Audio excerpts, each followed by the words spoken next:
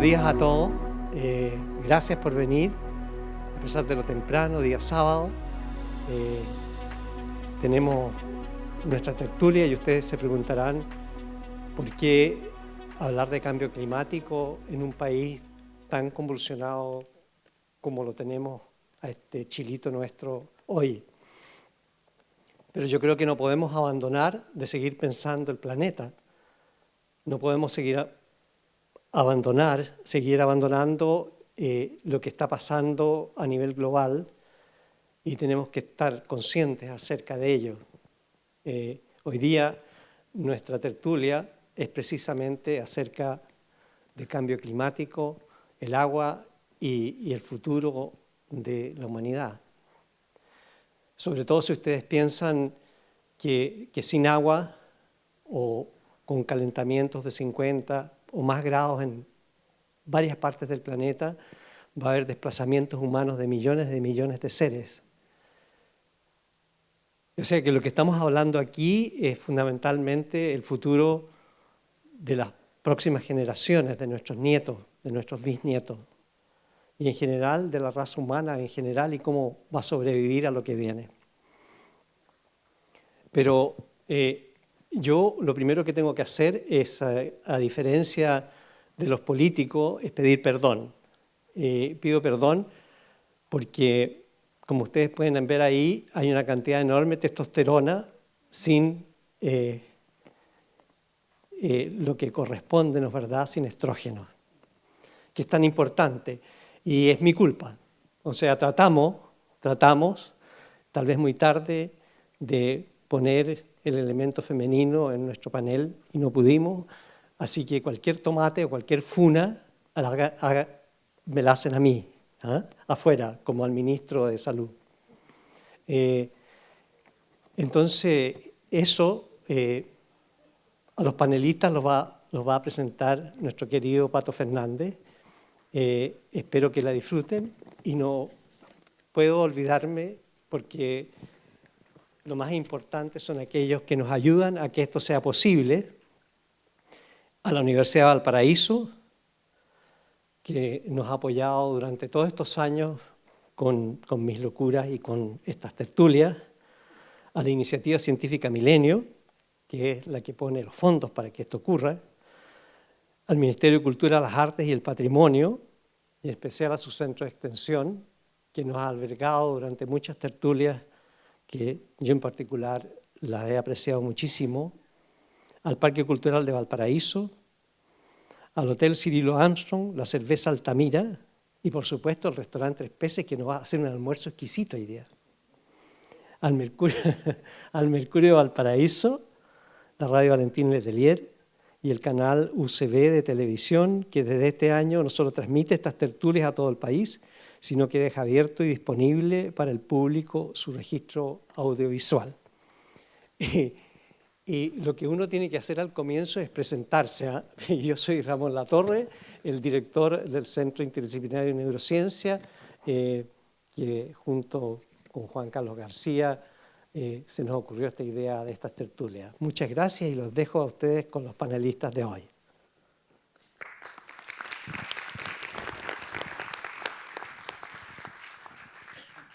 Buenos días. Bueno, hasta, como decía Ramón, hasta no solo del estallido social vive el hombre, digamos, y hasta antes de que esto empezara a suceder en Chile, aquí se hablaba casi solamente de ecología. No sé si se acuerdan, en la antigua República, hace unos como 500 años atrás, comienzos de octubre, el tema central era justamente la ecología. Piñera estaba a punto de convertirse en un segundo Capitán Planeta, venía muy llorondo de su amistad con Macron, iba a salvar el Amazonas, partió a darse una vuelta incluso por ahí. Íbamos a tener COP25, aparte de que íbamos a tener APEC. Todo esto fue desapareciendo y el tema central por esos días en Chile era la sequía, justamente. Se supone que se estaba dando, llevábamos una década con una sequía histórica, que desde que existían mediciones no se había producido algo tan intenso. había esto que le llamaban estrés hídrico, se habían muerto algo así como 2.000 animales, no sabemos si han seguido muriendo animales porque cambió el foco de la noticia, y había emergencia agrícola en 5 regiones. Yo poco antes había estado dando vueltas por Combarbalá y le había preguntado a una señora si tenían todavía cosas de Combarbalita y me dijo, no, esas desaparecieron en los tiempos del agua, decía. Se hablaba así ya por esa zona. Se supone que hay un 78% menos de nieve en el entorno de Santiago. Y este tema, digamos, no estaba abarcando del todo. Por eso decidimos en ese entonces, con Ramón, con Juan Carlos, que se iba a hacer, íbamos a hablar de esto, que además, si somos atentos al acontecer, concluiremos que sí tiene una importancia fuerte en la discusión incluso que va a comenzar, porque en una nueva constitución corresponderá hablar de qué pasa con el agua. Va a ser uno de los temas complejos. Y para hablar de esto, les voy a presentar a nuestros invitados. Tenemos a Rodrigo Mundaca, ingeniero agrónomo, vocero nacional del Movimiento por la Defensa del Agua, Protección de la Tierra y Respeto al Medio Ambiente, Modatima. Se trata de una organización que desde la provincia de Petorca, en la región de Valparaíso, ha visibilizado los efectos del robo de aguas, particularmente en comunidades rurales. Rodrigo Mundaca ha insistido en la necesidad de derogar los instrumentos que privatizaron el agua, la Constitución de 1980 y el Código de Aguas del año 1981, siendo uno de los referentes más activos en Chile en los procesos de lucha por la defensa y recuperación del agua, con constantes denuncias y acciones. Fue reconocido en Alemania con el Premio Internacional de Derechos Humanos de Nuremberg por su lucha a favor del libre acceso del agua. El 20 de noviembre recién pasado recibió el Premio Daniel Mitterrand 2019 en París, Francia, que reconoce a una personalidad de la sociedad civil que contribuye a construir un mundo más justo. A continuación está Claudio Latorre, que es PhD en biología evolutiva con especialización en paleoecología, paleoclimatología y biogeografía botánica. Forma parte del Centro del Desierto de Atacama, el CDA de la Pontificia Universidad Católica de Chile. El año 2005 recibió el BBA Prize of Research in Conservation y el año 2004 fue reconocido como científico joven del programa Ciencia de Frontera de la Academia Chilena de Ciencias.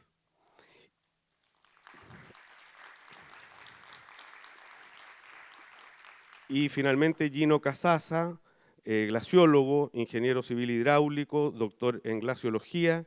Gino Casasa es jefe de la Universidad de Glaciología y Nieves de la Dirección General de Aguas del MOP. Es glaciólogo, ingeniero civil hidráulico de la Universidad de Chile y magíster y doctor en glaciología obtenido en la Universidad de Hokkaido, Japón. ¿Tú hablas japonés también? ¿Sí? Mira. Y la Universidad de Ohio State en Estados Unidos. Gino se doctoró con un estudio de la plataforma de Ross en la Antártica, desde la cual se desprendió el 2000 el glaciar más grande del mundo. Se trata del témpano B15 de 295 kilómetros de largo por 37 kilómetros de ancho, con una superficie equivalente a Jamaica, y ya nos va a contar un poco más de eso. Y yo quería partir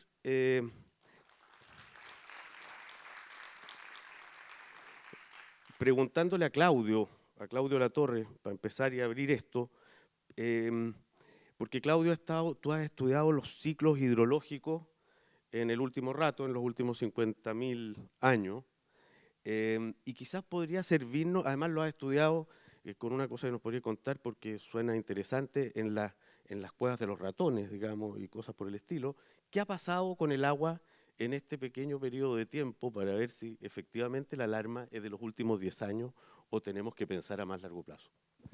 Ya, como decía, hay una de las cosas que como científico, ¿cierto?, tiene curiosidad saber, ¿cierto?, es cómo funcionan los mecanismos de la naturaleza en, ¿cierto?, transformar el clima a lo largo de muchos ciclos, ¿cierto?, naturales de variabilidad climática a escalas de milenios.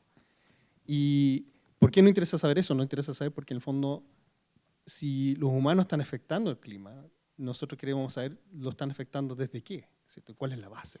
¿Cuál es la base natural de la variabilidad del clima? ¿Y cuál es nuestra impronta, si es que hay una impronta sobre esa variabilidad? Entonces, llevo muchos años colectando lo que llamamos paleomadriguera.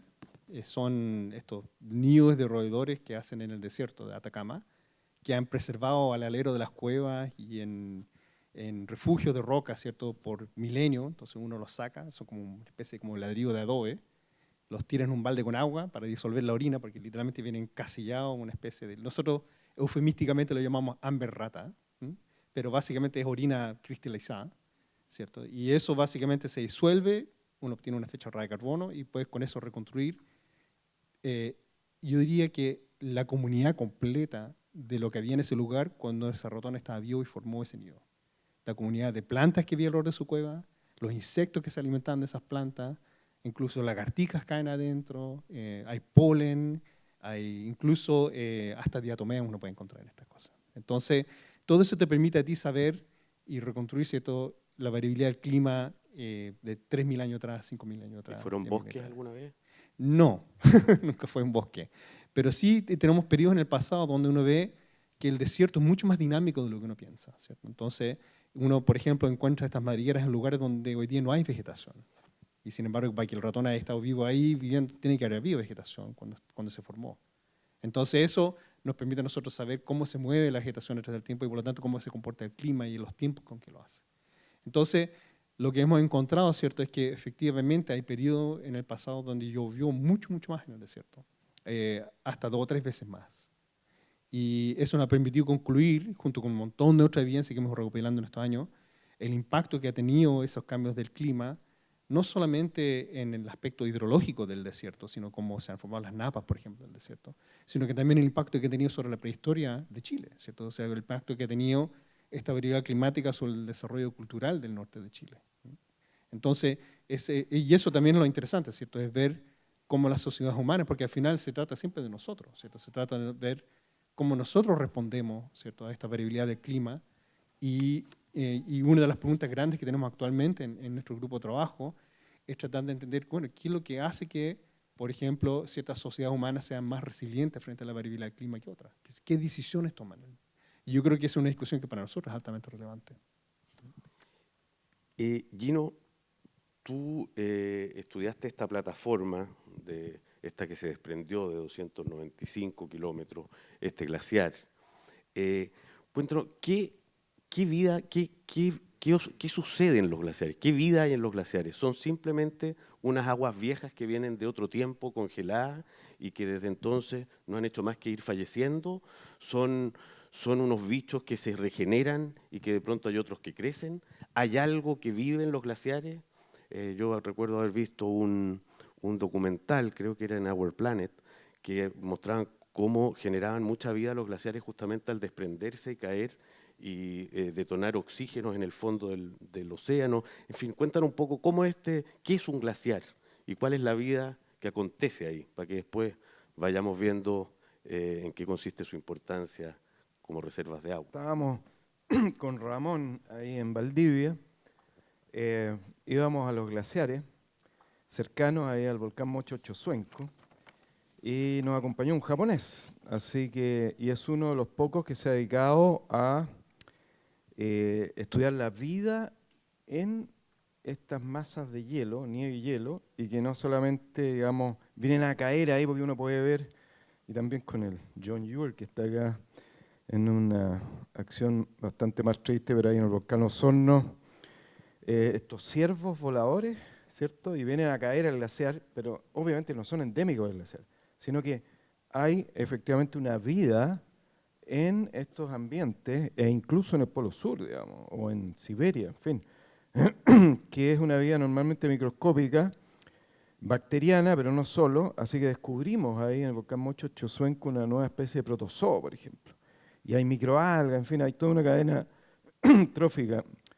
Y hay todo un tema biotecnológico. Si uno va a la Antártida hoy en día, hay muchos proyectos científicos, no solamente de ambiente internacional, sino también el Instituto Antártico Chileno, que se manejan con biotecnología. Yo creo que un 20% de todos los proyectos son biotecnológicos de estas formas de vida que pueden servir muy bien para fines de distinto tipo en nuestra salud humana o lixiviar cobre o lo que sea. Así que hay una vida que se está empezando a conocer cada vez más, pero que antes, digamos, era bastante poco clara. Hay gusanos en Alaska. Hoy hemos venido con un colega que estudia los suelos congelados, el permafrost en Alaska. Y hay gusanos que viven en los glaciares en Alaska, que son macroscópicos. Así que hay todo un mundo ahí súper interesante. Oye, ¿y estos glaciares vienen de otra época? ¿Son residuos de los tiempos de la glaciación o son unos bichos que también se están creando ahora mientras lloramos la muerte de algunos, digamos? Supe que en Islandia hubo un funeral de un glaciar ahora hace muy poco tiempo atrás. Funeral trucho, lo llamo yo, porque le queda para rato a ese glaciar y nosotros queremos hacer en 2 semanas más un funeral real de un glaciar extinto acá en la cordillera central, en la cabecera del Valle de la Aconcagua. Así que es una pequeña primicia, pero sí, son formas de vida actuales que se están formando y... están naciendo glaciares también. No, perdón, estoy pensando en las formas de vida. Se están reproduciendo y creando estas formas, normalmente microscópicas, pero no solamente. Pero los glaciares son hielos meteóricos. Cayeron de la atmósfera en calidad de copos de nieve, la nieve se transformó en hielo y por lo tanto es un proceso continuo. El problema de ese proceso en este tema, digamos, de esta tertulia de cambio climático es que ahora, y sobre todo acá en la zona centro-sur, cada vez con menos hielo, con menos nieve, digamos, menos precipitaciones y con más derretimiento, entonces se están formando cada vez menos los glaciares y en vez de formarse más, se están disminuyendo cada vez más. Pero es un proceso continuo, esta poca nieve que cayó en invierno, algo de eso se va a transformar en hielo si es que esa nieve perdura hasta el final del verano, lo cual este verano en particular, digamos, y los últimos 10 años, por ese motivo ha sido difícil. O sea, lo grave que pasa cuando se están en procesos como los que estamos viendo ahora, no es solo que mueren, que se están derritiendo glaciares, sino que también se están dejando de crecer y formar otros. Exacto, ese es el problema, que normalmente, digamos, se forman glaciares cuando hace más frío o precipita más, lo cual no está ocurriendo definitivamente prácticamente en todo el planeta, salvo algunos sectores especiales, y ahora que estamos actualizando el inventario de glaciares en Chile, hemos descubierto varios de estos glaciares que están creciendo en la zona sur austral, en el canal de Beagle, en la cordillera Darwin, en ese sector, pero también en el campo de hielo sur o hielo patagónico sur, frente a Puerto Den, el glaciar más grande de Sudamérica, el glaciar Pío XI está creciendo no ahora, sino que hace 5 décadas. Rodrigo, a ver, esto para terminar de dar esta vuelta, como para hacernos un panorama general de en qué es lo que está cada uno, pero cuéntanos tú, bueno, tú has estado trabajando por los derechos de agua en Petorca, una zona, Petorca, La Ligua y todos esos alrededores, que son una zona que está viviendo una calamidad en la sequía, y donde además hay mucha injusticia hídrica, digamos. Ya nos va a ir contando de eso, pero ¿cómo es el asunto de la propiedad del agua? Para saber sobre qué vamos a conversar. ¿De qué se trata? ¿Cómo una persona puede ir y comprar un flujo de agua? ¿Yo me puedo adueñar de un cauce? ¿Cómo es? ¿Aló? Sí. Primero voy a cumplir con los rigores de la formalidad y voy a dar las gracias a la universidad y al Instituto también de Neurociencias por invitarnos a este espacio.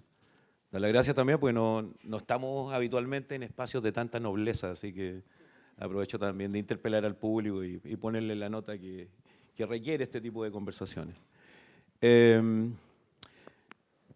Yo vivo en la provincia de Petorca, a propósito. Yo creo que juego local, vivo en la quinta región y vivo en la provincia de Petorca hace 20 años, que hoy día es considerado el epicentro nacional de la violación del derecho humano al agua. Y no dicho solamente en el ámbito nacional, sino que también hoy día planetariamente se conoce la provincia de Petorca, dado que la provincia de Petorca hoy día es mucho más importante la producción de aguacate que la vida de las personas. Y eso está hoy día completamente registrado y todos los elementos de juicio y de valor hoy día existen. Dicho eso, habría que decir que, a propósito de tu pregunta, creo que es re importante recurrir a la historia. La historia para poder analizar el presente, pero también para poder proyectar el futuro. En la década del 70 y en parte de la década de los 80, 18 de 20 países latinoamericanos tuvieron regímenes dictatoriales. Por cierto que Chile no fue la excepción. Yo diría que los primeros 7 años se caracterizaron fundamentalmente la destrucción de las organizaciones populares. Venía aquí con un compañero, un gran amigo mío que se llama Luis Soto, que es uno de los fundadores de Modatima, y me decía, yo aquí en este lugar estuve 3 años preso, desde el año 73 hasta el 76. Y estamos en un sitio de memoria también, un sitio que es tremendamente importante. Dicho eso, yo diría que estos 7 primeros años y a partir de la década de los 80 es cuando se formula todo este modelo que nos tiene en las calles, ¿no? Y que nos tiene en las calles antes del 18, porque esto partió antes, y partió con evadir, no pagar, otra forma de luchar. En la Constitución Política del 80, en el artículo 19, numeral 24, inciso 11 y final, se señala literal: los derechos de los particulares sobre las aguas reconocidos o constituidos en conformidad a la ley otorgarán a sus titulares la propiedad sobre ellos. Es decir, hoy día la propiedad privada del agua se encuentra consagrada constitucionalmente, en el artículo 19, numeral 24. Y a reglón seguido se formula un dispositivo teórico institucional de administración de las aguas titulado el Código de Agua, el Código de Aguas del 81. Pero Chile tuvo 2 códigos de agua anteriores, el del 51 y el del 69. Hay algunos historiadores que lo sitúan en el año 67, otros en el año 69. La verdad que es un código de aguas que se formula en el marco de la reforma agraria durante un gobierno demócrata cristiano, el gobierno de Eduardo Frei Montalva. Y en ese código de agua, en el artículo 9, se sostenía que todas las aguas del territorio nacional eran bienes nacionales de uso y dominio público. Se mantenía la indivisibilidad del agua con la tierra. El agua se entregaba con propósitos muy específicos y se revocaba si tú le dabas un destino distinto al cual originalmente se había concedido. El Código de Aguas del año 81 hace todo lo contrario. Se encarga de separar la propiedad del agua del dominio de la tierra, dando origen al mercado de las aguas. Le concede la prerrogativa al Estado, de ser el Estado quien concede un derecho a aprovechamiento de aguas de forma gratuita y perpetua. Y ahí hay todo un problema técnico, hay todo un problema de visión ecosistémica, porque el agua tiene un comportamiento dinámico, espacial y temporal, y a pesar de eso, el agua se entrega de forma perpetua. Y por tanto, estos particulares que reciben este derecho a aprovechamiento de aguas de forma gratuita y perpetua, amparados en el artículo 19, numeral 24, pueden concurrir al mercado a comprar, vender o arrendar agua. En nuestra provincia, en la provincia de Petorca, hoy día, 1 litro por segundo vale 14 millones de pesos. Si tú vas a la región de Atacama, ese mismo litro por segundo, que es probablemente el caudal que se utiliza para regar 1 hectárea de uva de mesa en la zona de Tierra Amarilla, en Los Loros, ese mismo litro por segundo hoy día vale 30 millones de pesos. Y si tú vas más al norte y vas a la región de Antofagasta, ese mismo litro por segundo hoy día vale 50 millones de pesos. Es decir, hoy día un bien nacional de uso y dominio público que debería ser como tal, se encuentra consagrado en un bien de capital que genera plusvalía para sus tenedores. Tercero, el Código de Aguas del año 81 se encargó de crear 2 categorías de derechos de aprovechamiento de agua, consuntivas y no consuntivas. En el caso de los derechos de aprovechamiento de aguas de uso consumtivos hoy día, el 90% de esos derechos hoy día se encuentran en manos del sector irrigado, forestal y agropecuario, y además también en el sector minero, y el 10% restante hoy día de esos derechos de aprovechamiento de agua se encuentran fundamentalmente en el sector sanitario e industrial. Y desde el año 2004 en adelante, el año 2004 Endesa España era propietaria del 90% de los derechos de aprovechamiento de aguas de uso no consumtivos del país. ¿Cuál es la importancia de estos derechos? En particular son los derechos que se utilizan para la generación de hidroelectricidad. El año 2004 hay un reordenamiento de capitales y hoy día una empresa público-privada italiana, Enel, es propietaria de más del 80% de los derechos de aprovechamiento de agua de uso no consultivo de todo el país. A ver, pero para entender una cosa, cuando hablamos de un propietario del agua o del derecho del agua, ¿es dueño de qué? ¿De un cauce? ¿De qué? Aquí seguramente tiene que haber más de algún abogado aquí en el auditorio. El derecho a aprovechamiento de agua es un derecho real. Y ese derecho real se encuentra consagrado en el artículo número 5 y número 6 del Código de Aguas, que señala y sostiene lo siguiente: el derecho a aprovechamiento de agua es un derecho real sobre el cual los particulares pueden hacer uso, goce y usufructo. Es decir, una vez que yo tengo una titularidad con respecto a un derecho a aprovechamiento de agua, como quien compra un par de zapatos, una camisa linda, un pantalón bonito, tú puedes con ese derecho de aprovechamiento de agua ir al mercado a comprar, vender o arrendar agua. Esa del punto de vista normativo.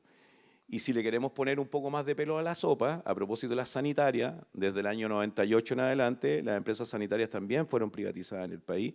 Y los que vivimos acá en la región de Valparaíso, ESVAL, que es la sanitaria que nos provee a nosotros de agua potable y teóricamente en buenas condiciones, es de propiedad de los profesores de Ontario. Ontario Teacher Season Plan son los dueños de la segunda sanitaria más importante del país y los profesores de Ontario controlan hoy día en Chile el 40,4% del mercado global de suministro de agua potable en el país, porque no solamente son dueños de ESVAL, son dueños de Aguas del Valle en la cuarta región y son dueños de BIO de la séptima regional sur.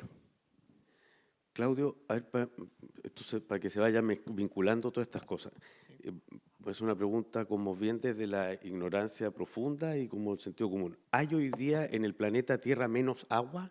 ¿De repente el agua se fue a alguna parte? ¿A dónde se fue el agua? ¿Qué sucedió con el agua? Porque se supone que, según sabemos, se transforma en vapor, en mares.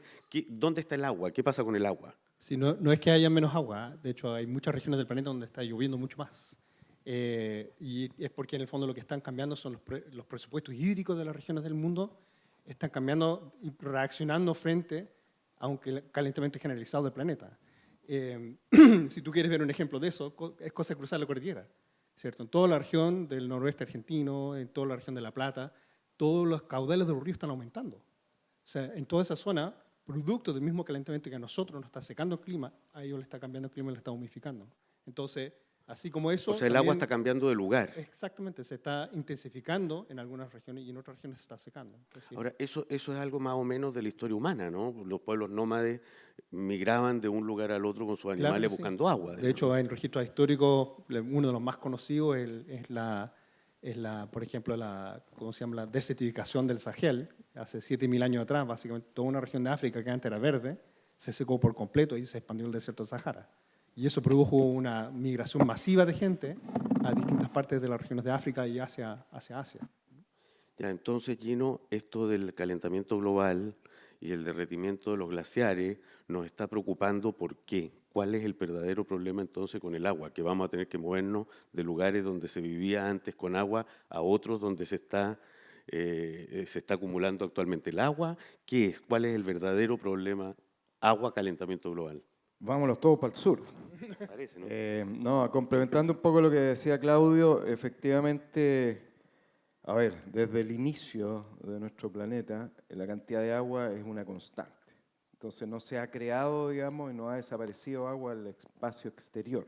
Entonces esa agua está en alguna parte del ciclo hidrológico.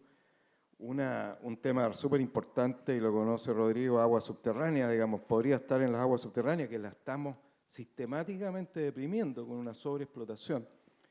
Pero hay aguas fósiles que están a kilómetros de profundidad, digamos, y que es un desafío poder explotarlas y que nuestra legislación actual tampoco las contempla, tampoco se pueden explotar si es que están acabándose, digamos, las napas superficiales. Esas napas profundas tampoco, digamos, tienen ninguna posibilidad de ser explotada en la legislación actual. Habiendo dicho eso, en el escenario de cambio climático actual, por cada grado Celsius que ha aumentado la temperatura en el planeta, que aumenta, digamos, por una sencilla ley física, y recordemos que desde la Revolución Industrial ha aumentado 1 grado Celsius hasta el momento. De aquí a fin de siglo vamos a ver qué pasa en la COP25, pero no se espera mucho, ¿cierto? Probablemente vamos a tener al menos otro grado Celsius más, si no más, podríamos tener 4 grados Celsius más aquí al fin de siglo si no hacemos nada para contener los gases de efecto invernadero. Por cada grado Celsius, como decía, aumentan las precipitaciones promedio a nivel planetario un 6%. Llueve más. Llueve más en todo el planeta, en promedio. Pero esa es la mala pata nuestra, digamos. Este lindo país, digamos, en que tenemos este centro de altas presiones del Pacífico suroriental, que esa alta que vemos, ¿cierto?, se está desplazando cada vez más hacia el sur y por lo tanto todas esas tormentas que traen precipitaciones que vienen del Pacífico cargadas de humedad se están yendo cada vez más al sur y están aumentando no solo las precipitaciones más al sur, sino que también los vientos. Entonces, por eso, vámonos todos para el sur, digamos, si es que queremos agua o si es que queremos desarrollar alguna actividad, digamos, que requiera cada vez más agua. O sea, el futuro, todos los modelos nos indican que va a haber cada vez menos agua hasta incluso la latitud de Coyhaique. Tú mencionaste las aguas subterráneas. ¿Cómo es, y esto te lo pregunto a ti, pero también le compete mucho a Rodrigo, cómo es el sistema hídrico, más o menos a nivel nacional? Lo podemos hablar también a nivel planetario, pero ¿cuántas aguas andan por debajo? ¿Cuántas aguas andan por arriba? Uno ve en la zona central, por ejemplo, los campos que hay, no son regados, muchísimos de ellos, por ríos a los que se les sacan canales, sino que por pozos desde los que se saca agua. ¿Cuántos ríos subterráneos existe? ¿Qué significación tiene eso más o menos en las proporciones de agua? ¿Cómo es? Porque te lo pregunto un poco científicamente para después ver cómo funciona también cuando se habla de robos de agua, desvíos de agua. ¿Cuál es la manera concreta en que esto se produce? Mira, yo te voy a dar un dato interesante a nivel mundial y seguro que Rodrigo va a aterrizar esto a nivel nacional, pero a nivel mundial, y es algo quizás un poco sorprendente, sabemos que existe la Antártica, son, no sé, 14 millones de kilómetros cuadrados, Groenlandia, 1,7 millones de kilómetros cuadrados, grandes masas de hielo, los campos de hielo, en fin, si tú sumas todo, esa cantidad de agua que hay, digamos, si uno derritiese todo ese hielo, que son grandes reservas de agua, pero difícil de ir a la Antártica a explotarla, ¿cierto? Esas reservas equivalen a la sumatoria de todas las aguas subterráneas del planeta hasta una profundidad del orden de los primeros 500 metros. Es difícil explotar a 500 metros, ya estamos explotando, no sé, en Petorca, pero 100 metros, incluso un poco más. Obviamente que eso nos deja fuera a todos los pequeños usuarios, digamos, que ya perforar tiene un costo enorme. Entonces yo diría que en Chile estamos solamente explotando los primeros 100 metros probablemente y quizás algunos pocos casos pozos más profundos. Pero hay muchísima agua en los primeros pocos cientos de metros, sin hablar de las aguas fósiles. Entonces es un gran recurso, pero el problema es que tenemos que tener un uso sustentable de esos recursos. No podemos seguir explotándolo en la Pampa Alta Marugal en forma, yo diría, histórica reciente. Seguimos deprimiendo esas napas que tienen agua realmente milenaria, demoran miles de años. O sea, el planeta está como tramado de venas, así de agua por todos lados. Absolutamente, hay una red hídrica, digamos, subterránea que la estamos explotando hace tiempo, pero en todo el mundo estamos deprimiendo, eso nos dicen los datos científicos, estamos deprimiendo esas napas en todo el mundo, no es un uso sustentable. Entonces el gran desafío es cómo poder recargar esas napas, idealmente con las aguas cuando vienen los periodos de exceso, que es el invierno. Y en eso se está trabajando tanto a nivel científico como casos en el mismo Estado, como empresas privadas, digamos, de tener esos experimentos, en vez de que se viertan al océano, tratar de capturarlas y rellenar esas napas.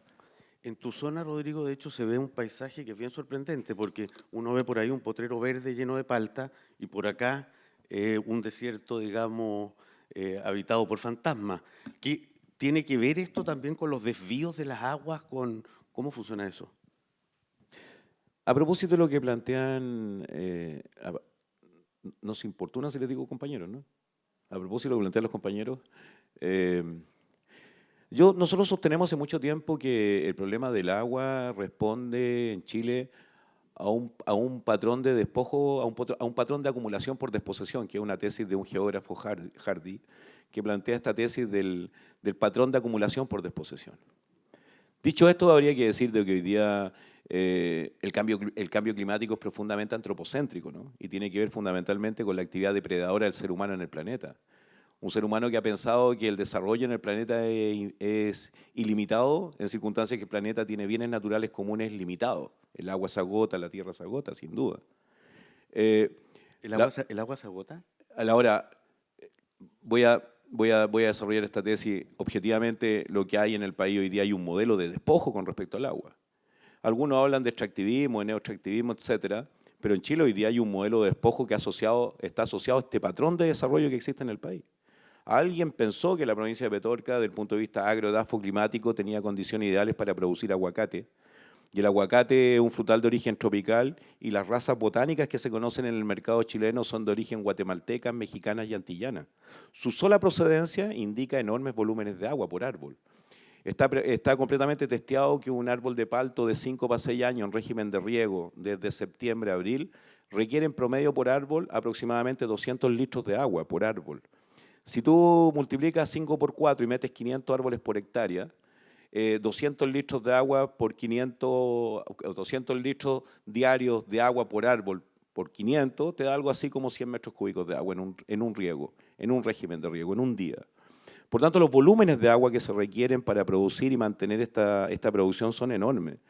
En cuencas, además, que no son cuencas que nacen en la alta cordillera, son cuencas fundamentalmente pluviométricas, que se abastecen de la lluvia. Y hoy día lo que hay en nuestros territorios hay una fractura metabólica del ciclo hidrológico que es prácticamente irreversible. En la provincia de Petorca esta temporada cayeron 25 milímetros de agua. No hay escurrimiento superficial de agua en los ríos Ligüe y Petorca hace 15 años.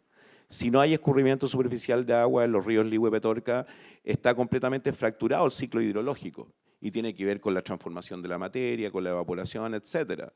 Por tanto, a tu pregunta, evidentemente en la provincia de Petorca hoy día hay un patrón de despojo por desposesión asociado a la producción de aguacate, pero asociado también a la apropiación de un bien común del cual el Estado no tiene ninguna tutela, ninguna... Si yo le pregunto, por ejemplo, a la DGA hoy día, ¿cuántos derechos de aprovechamiento de aguas de uso consultivos y no consultivos se han entregado en la cuenca del Ligüe, en la cuenca del Petorca? La DGA nos responde, no sabemos. Pero si tú haces esa misma pregunta en el Cautín, tampoco lo saben. El último balance hídrico que se hizo en el país se hizo el año 87, se hizo hace 30, 40 años. ¿Y por qué la institucionalidad pública no sabe el agua que existe en las cuencas?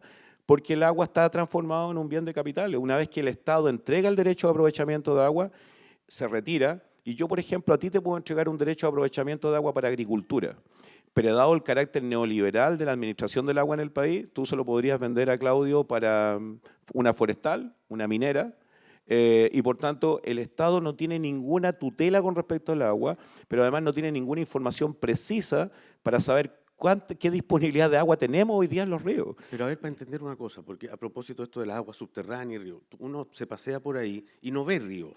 No hay agua. No hay agua. Bien. Y no obstante, por allá hay un lugar verde y Súper. por acá hay uno seco. Sí, claro. Ya, eso significa que se conducen las aguas subterráneas en dirección a ese predio, que las agarró alguien. Para ser muy preciso, hoy día el río Petorca se encuentra declarado en restricción el año 97 y el río Ligua se encuentra declarado en restricción el año 2004. Una vez que el río se declara en restricción, no se puede constituir ningún derecho a aprovechamiento de aguas después de la restricción. Sin embargo, en el Ligua y en el Petorca se continuaron entregando derechos de aprovechamiento de agua y se continúa transando agua a través del segundo transitorio que te permite comprar agua en el mercado y después legalizarlo vía tribunales. Hoy día, por ejemplo, la extracción de agua subterránea de grandes agrícolas se hace a 150, 200 metros de profundidad. Un pequeño agricultor, un campesino, no puede profundizar sus pozos, para llevarlo a la cosa muy concreta hoy día, porque la profundización de 1 metro de pozo significan 150.000, 200, entre 150.000 y 200.000 pesos es lo que tú tienes que pagar para profundizar 1 metro de pozo. En la caja, en el territorio nuestro, en el país igual. Ahora, por cierto que en la provincia de Petorca hay una serie de prácticas impropias para poder acaparar aguas subterráneas. No hay agua superficial, el palto demanda enormes volúmenes de agua. ¿Cómo saco agua? ¿Cómo saco agua? Pereyoma, Cerda, Tribeli, Pihuonca, Solari, Álamo. ¿Qué es lo que hacen? Para ponerle nombre y apellido y para poder caracterizar la problemática. Una de las estrategias clásicas es la construcción de drenes, que son obras de ingeniería que van bajo tierra y capturan toda el agua subterránea y por un sistema de cañerías la meten de forma impropia a sus agrícolas, para decirlo elegantemente. Una segunda característica distintiva es la construcción de pozos de captación de agua subterránea construidos en las cajas de los ríos, en el centro de los ríos, sin derechos de agua legalmente constituidos y extraen agua sin derechos de agua legalmente constituidos.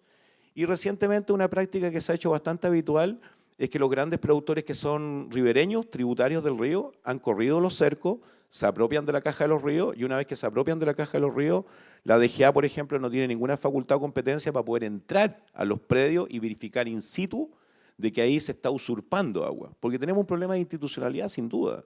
Hoy día de 101 cuencas que existen en el país, el 80% de las 101 cuencas se encuentran sobreotorgadas. ¿Qué significa esto? Karl Bauer, que es un teórico gringo, que hizo una maestría en Chile, dice que en Chile hay muchos derechos de aprovechamiento de aguas de papel, porque hay mucha más agua entregada que el agua realmente disponible en las cuencas. Y la pregunta que se podría hacer en el auditorio es ¿por qué? Porque un derecho de aprovechamiento de agua que es un papel se vende, se compra o se arrienda en el mercado. Es muy parecido, de hecho, a la crisis del subprime, ¿cierto? Sí. Exactamente, es vender ficción, básicamente. Entonces, y eso es lo que pasa cuando tienes en el fondo, es una falta de entendimiento generalizado en la sociedad de qué es exactamente el agua. O sea, cómo es que funciona, por ejemplo, si algo tan básico que uno enseña en el colegio, ¿qué es el ciclo hidrológico? Entonces te enseñan qué es la evaporación, qué es la precipitación, qué es la infiltración, y un montón de nombres que terminan en eón, ¿cierto? Y que uno, en realidad no sabe cómo se conectan esas cosas. Y para mí es fundamental entender, por ejemplo, que uno que ha trabajado bien de la variabilidad del clima sabe que gran parte de lo que Gino llama, excepto las aguas fósiles, en el caso de Petorca, y esto en realidad es casi en todas las cuencas áridas de zonas áridas en el mundo, lo que uno puede, yo creo que para mí a veces es una anécdota que a veces sirve, quizás no sea perfecta, pero sirve para entender un poco la diferencia entre depender de las aguas de las lluvias, depender del agua subterránea, es como es tu cuenta corriente, ¿cierto? Entonces tú recibes un sueldo cada mes, ¿cierto? Y tú te gastas ese sueldo, y eso es como las aguas lluvias, ¿cierto? Entonces te llega de nuevo, ¿cierto? Y uno lo vuelve a gastar. Pero cuando uno empieza a depender del agua subterránea, es como endeudarse, ¿cierto? Te estás endeudando. ¿Por qué? Porque en el fondo estás teniendo un recurso que es flujo, es continuo. Esa es la gracia del agua subterránea, que te empiezan a proveer de algo que no tiene variabilidad, ¿cierto? Eso no va a variar de mes a mes, de lo que si vendiste o no vendiste, etcétera, etcétera.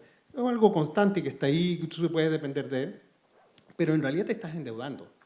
Y en realidad, en nuestro caso, estamos endeudando probablemente generaciones futuras, quizás por cuánto tiempo, porque lo que sabemos de cambio climático, y aquí es donde la escala global nos impacta directamente a nosotros, es que efectivamente, producto de los grados de temperatura, que todavía ni siquiera sabemos cuántos van a ser, 1, 2, 4, el país entero va a seguir secándose. Entonces, lo que hoy día llamamos la mega sequía, ¿cierto? En realidad, la palabra sequía da la condición de que efectivamente es una excepción, de que vamos a volver a una condición normal. Pero el problema está en que de aquí a 30, 40 años más, esa condición de sequía, de excepción, va a ser la condición normal.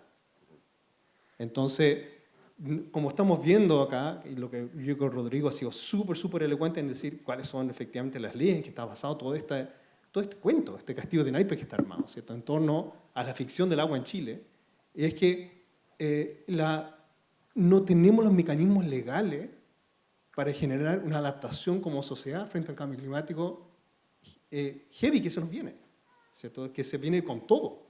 Y si no tenemos esa capacidad de adaptación, bueno, la prehistoria está lleno de ruinas en el desierto, ¿cierto? De efectivamente sociedades que tampoco tuvieron capacidad de adaptación. Sí, no.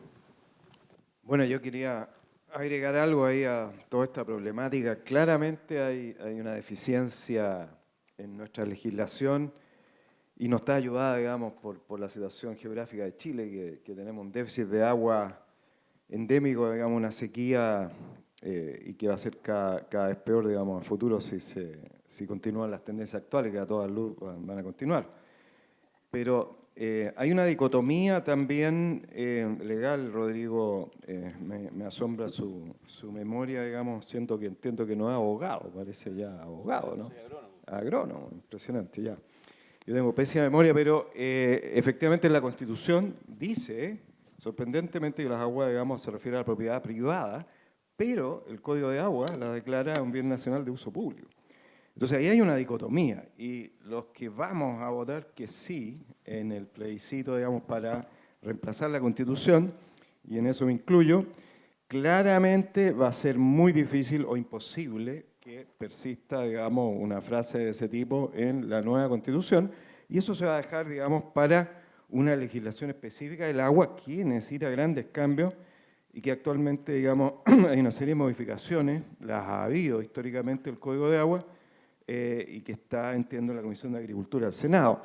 y que no va a solucionar todos los problemas y quizás incluso va a traer algunos otros problemas, pero el Estado tiene en el Código de Agua la capacidad de intervenir el mercado del agua si es que se pone en peligro el abastecimiento de agua potable para la población, que es claramente la prioridad número 1. Y eso está ocurriendo en Petorca. Lo sabrá mejor Rodrigo, sin lugar a duda, pero se están tomando acciones porque llevar agua con camiones de aljibe obviamente que no es la solución. Así que se está interviniendo y el Estado está comprando y ha comprado derechos de agua. Eso es lo que tiene que hacer. Ahora con respecto a eso, es como súper dicotómico o contradictorio de que el Estado salga al mercado a comprar derechos de aprovechamiento de agua a los mismos particulares que desde el año 81 en adelante han lucrado con el agua. Es bastante, o sea, esa no es una solución estructural ni mucho menos. En el fondo eso es consagrar, profundizar la privatización y la mercantilización del agua, porque la pregunta que habría que hacer o lo que habría que interpelar entonces, ¿por qué quienes han mal administrado el Estado no han tenido el coraje de hacer del agua un bien común y hacer de su acceso un derecho humano? O sea, en el fondo, te entrego el agua de forma gratuita y perpetua y una vez que mis comunidades se quedan sin agua, voy y te la compro. O sea, evidentemente, ahí hay un conflicto de intereses de una enorme envergadura, como también el conflicto de intereses que hoy día existe en el gobierno de Piñera, cuando el gobierno de Piñera tiene un ministro de Agricultura, Antonio Walker, que tiene 29.000 litros por segundo, que 29.000 litros por segundo, mis colegas tendrán que coincidir conmigo, equivalen al abastecimiento diario y continuo de 12,5 millones de personas, y que recientemente manda un proyecto de ley al Congreso en el marco del presupuesto para construir grandes embalses de agua, entre 50.000 a 300.000 metros cúbicos de agua, que aunque excedan taludes, paredes de sobre 5 metros de altura, no tienen que pasar por los sistemas de evaluación de impacto ambiental y que son cofinanciados a través de la Comisión Nacional de Riego. ¿Por qué digo esto? Porque en rigor, aquí lo que hay con respecto al tema del agua, lo que da cuenta la problemática del agua en el país es que hay una crisis que es social, una crisis que es ambiental, pero también hay una crisis de humanidad. ¿Por qué hay una crisis de humanidad? Porque finalmente el agua constituye una de las piedras angulares de las bases de la desigualdad en el país. Cuando tú miras y analizas detenidamente el origen de las grandes fortunas en el país, en el origen de las grandes fortunas hoy día está precisamente la apropiación del agua. Por tanto, porque además también estamos también colonizados desde el punto de vista del lenguaje. Estamos acostumbrados a hablar del agua como un recurso, en circunstancias que el agua es un bien natural y es un bien común.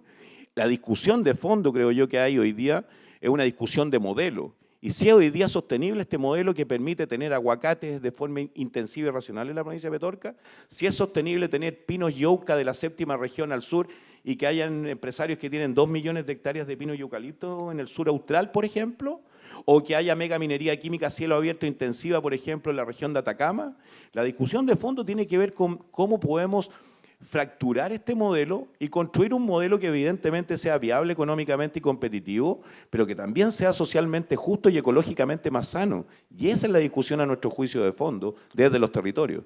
Ahora, a ver, te voy a agregar a eso una pregunta que yo creo que tiene una versión también científica que se las dejo a usted al tiro puesta.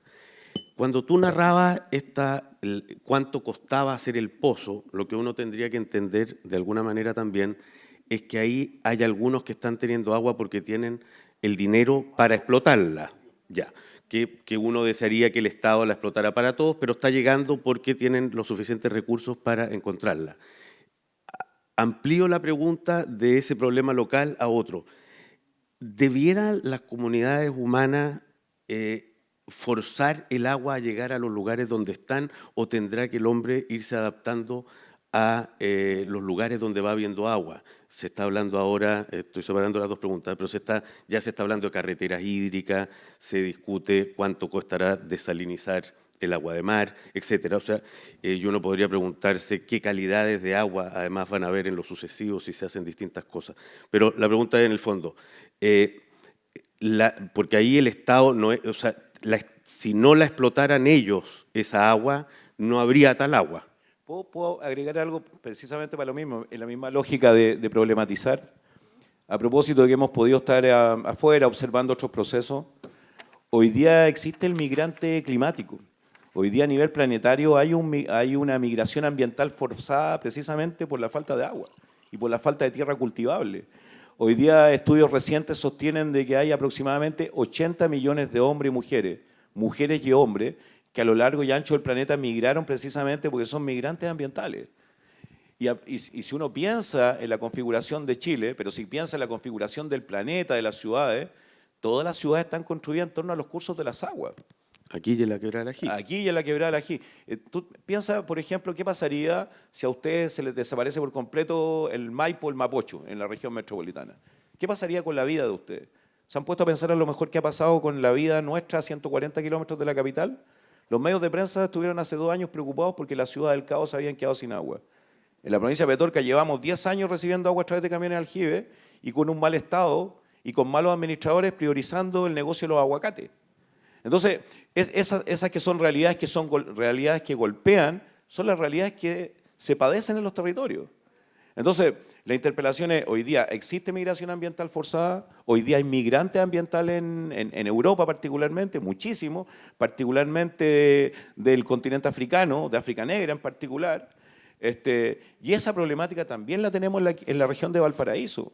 Hoy día hay una migración ambiental forzada de las comunas interiores de Petorca, de La Ligua, de Cabildo, pero también de los Andes, también de Putaendo, también de San Felipe, donde esta temporada se han perdido, y preciso el dato, más de 50.000 cabezas de ganados caprino, bovino y ovino, etcétera, por la falta de agua en los lechos de los ríos. Los animales simple y llanamente se han muerto, y eso tiene que ver con una crisis de humanidad.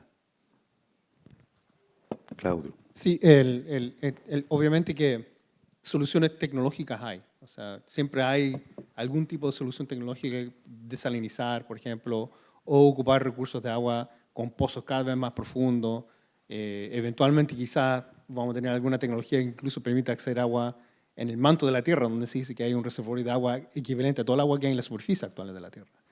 Pero el problema de eso siempre ha sido, y hoy día tenemos comunidades, ¿cierto?, en Dubái o en Emiratos Árabes o en otros sectores del planeta que viven gracias a que están, por ejemplo, desalinizando.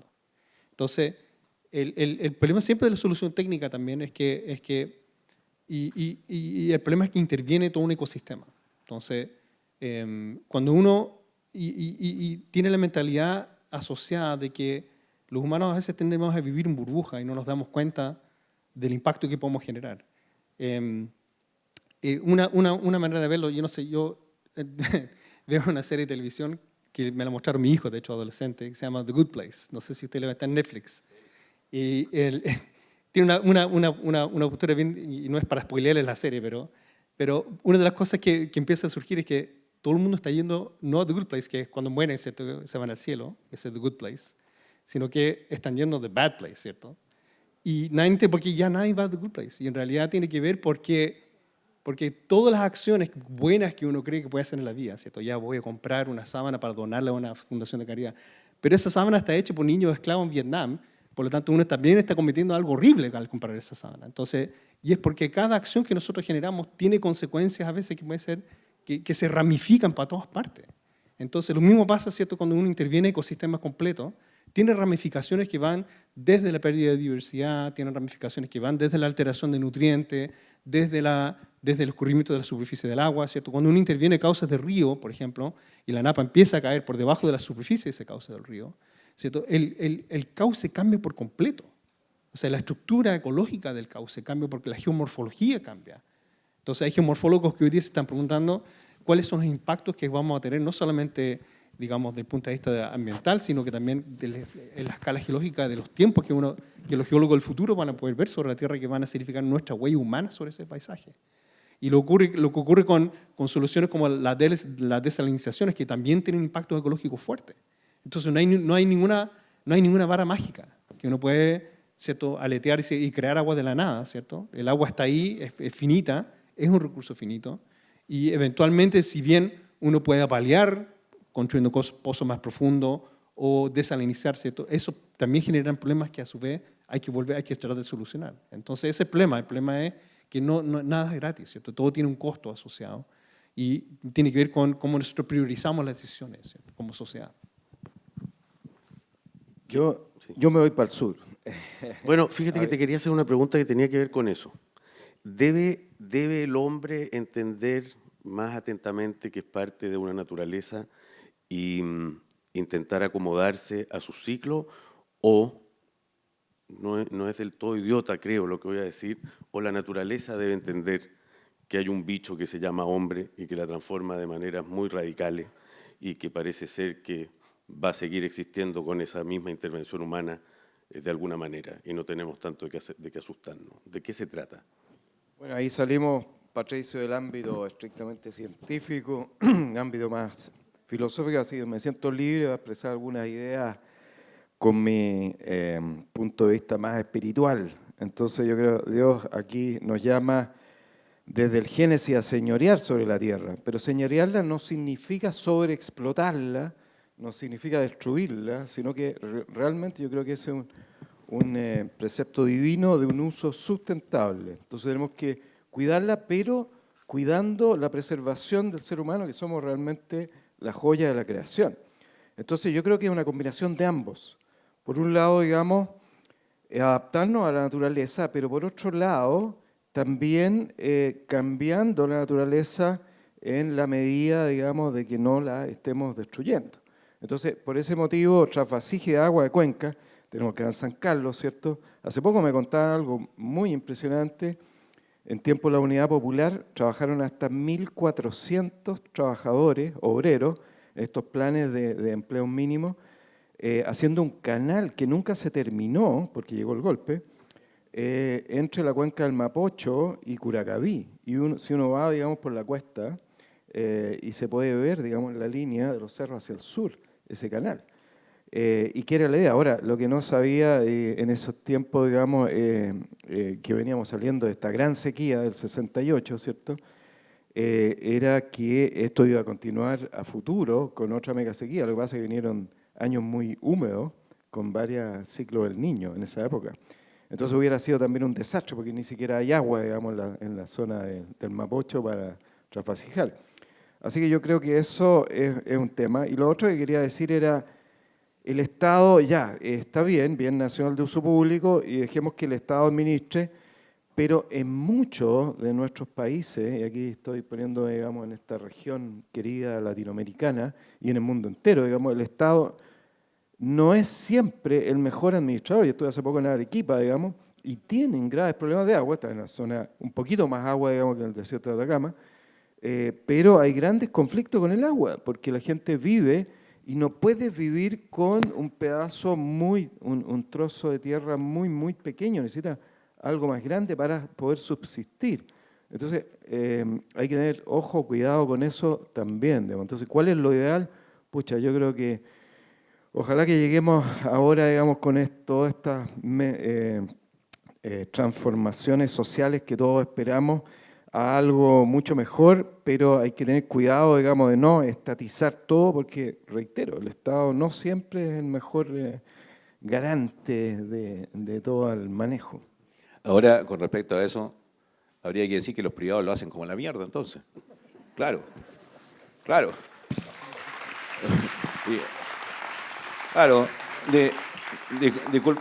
disculpen lo popular, pero bueno.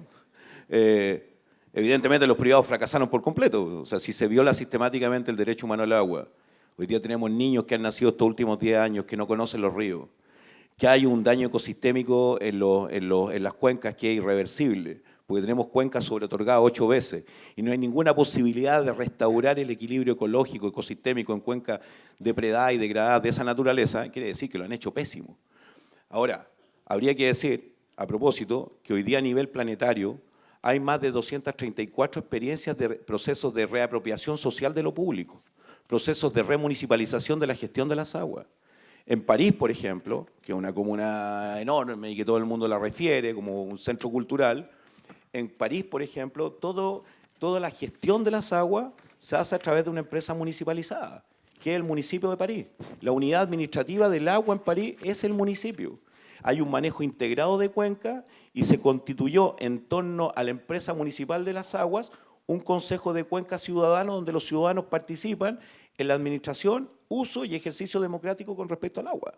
Y es un proceso que, claro, no se conoce porque objetivamente existen intereses creados de mantener este modelo, pero cuando tú tienes la posibilidad de hablar de agua en otras latitudes, en otros territorios, Chile hoy día es el ejemplo más gráfico de lo que no hay que hacer en materia de agua.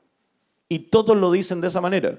O sea, el relator especial de Naciones Unidas para el Sistema Alimentario Mundial sostiene de que en Chile hoy día existe un modelo de producción agrícola basado en el monocultivo, en el uso intensivo y racional de bienes naturales finitos, suelo y agua y en la sobrequimización de los medios de cultivo, a propósito del modelo de producción de palta en la provincia de Petorca, que no se condice con la necesidad humana de satisfacer su necesidad de agua potable todos los días. Y eso tiene que ver precisamente con un problema de modelo. Sin duda que hay que mejorar la gestión, sin duda que hay soluciones tecnológicas.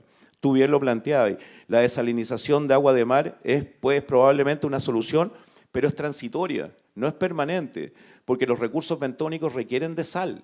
Es decir, el agua salada cumple un rol en el ajedrez marino, en el ecosistema marino. Por tanto, hay muchos papers que hablan de que los procesos de desalinización, que después ¿qué haces con el pasivo después? ¿Qué haces con las sales? Y ese es un tema grueso. Ahora, nosotros insistimos desde los territorios, desde las comunidades, que aquí se requiere de la deconstrucción de una visión de modelo que sea distinto a lo que hoy día existe. Y también lo hemos dicho con mucho rigor, y lo vuelvo a repetir, que en los territorios no hay sequía, hay saqueo. Porque si hubiera sequía, la sequía sería pareja en la provincia de Petorca. Y los cerros no estarían transformados en vergeles, tupidos, llenos de aguacate, y los planos llenos, secos, y los ríos transformados en páramos secos e inhóspitos con animales muertos en la caja de los ríos. Por tanto, lo que nosotros decimos, hay sequía, sí, pero esa sequía responde a un patrón de despojo y que lo titulamos como saqueo.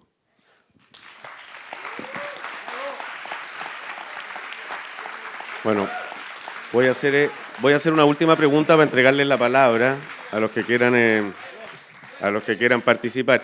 Ahora, la desigualdad que es lo que estamos viviendo en buena medida, el motor de buena parte de lo que estamos viendo ahora, se ve también en el consumo, ¿no? Creo haber leído en una entrevista a ti, Gino, que los ricos en Santiago consumen 650 litros diarios, los pobres algo más de 100 y en Etiopía 20.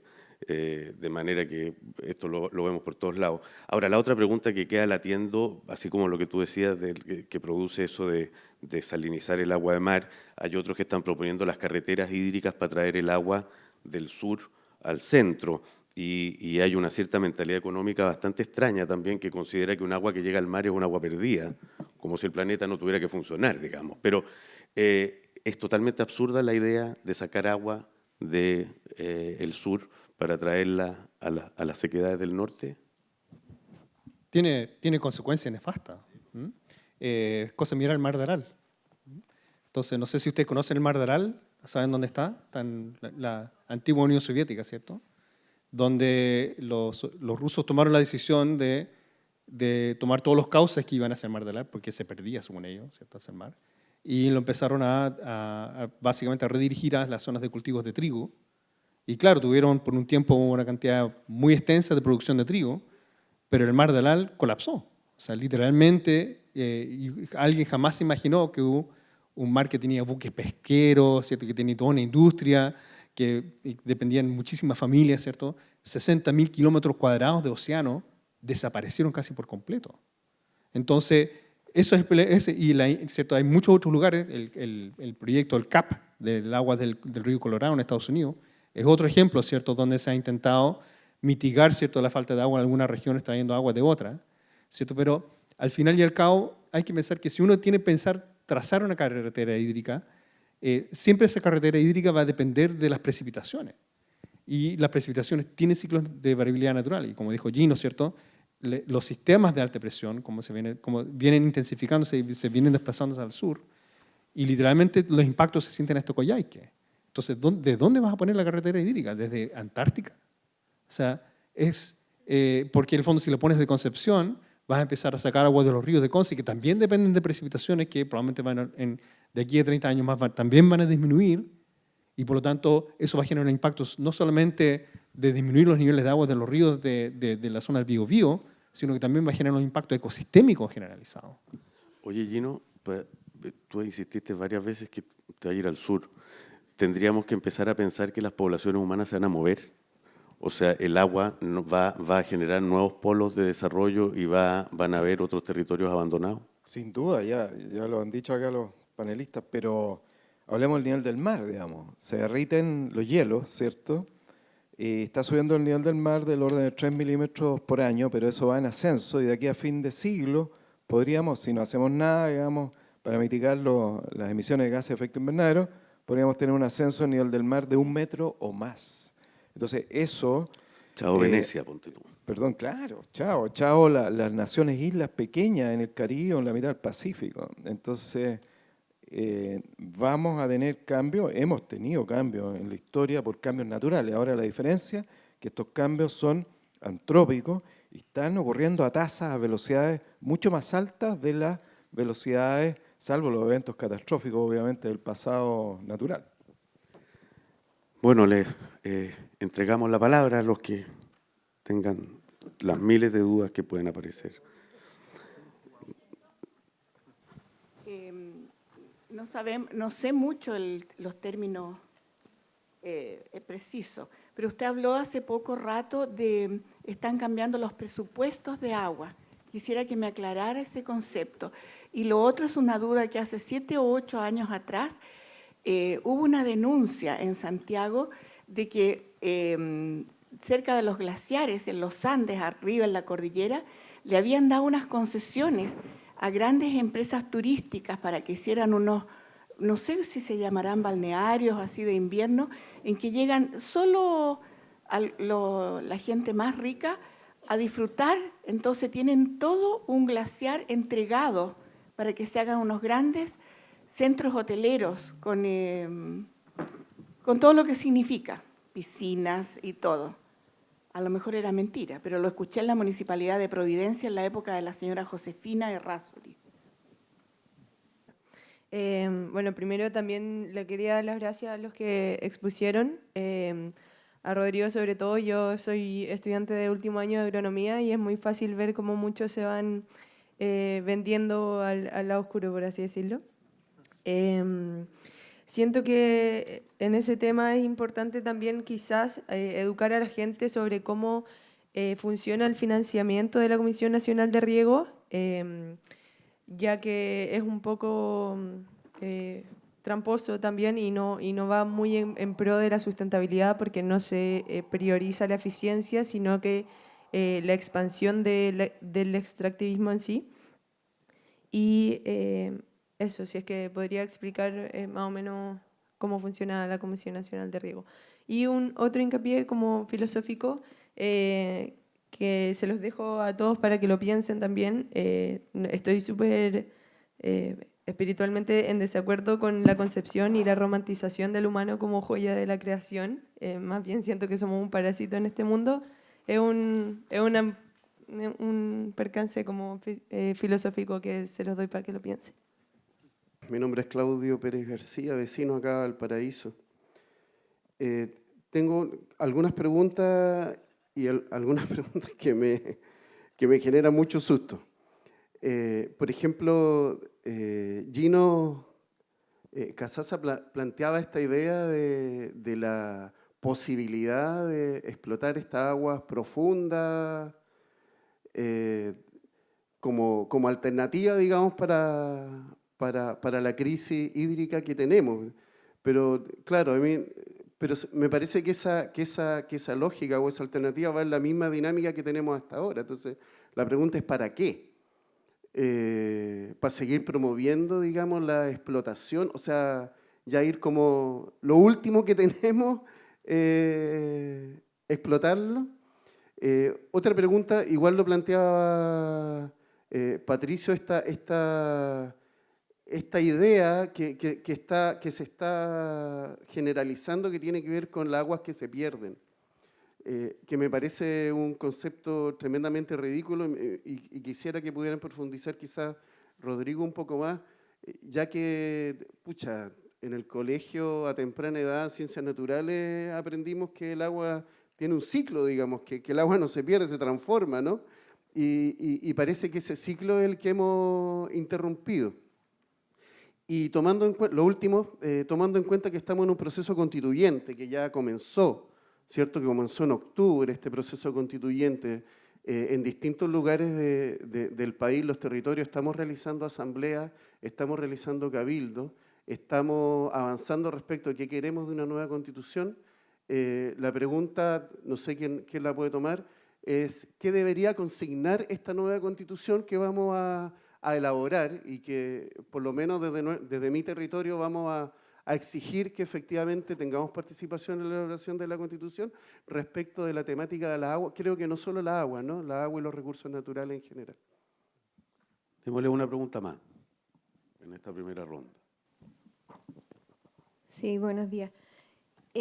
Agradezco el espacio de información y de debate y mi pregunta se la dirijo a Gino, que como funcionario público, y a Rodrigo como ciudadano que ejerce y que ha ejercido gracias a él y su comunidad control ciudadano sobre lo que es el quehacer público.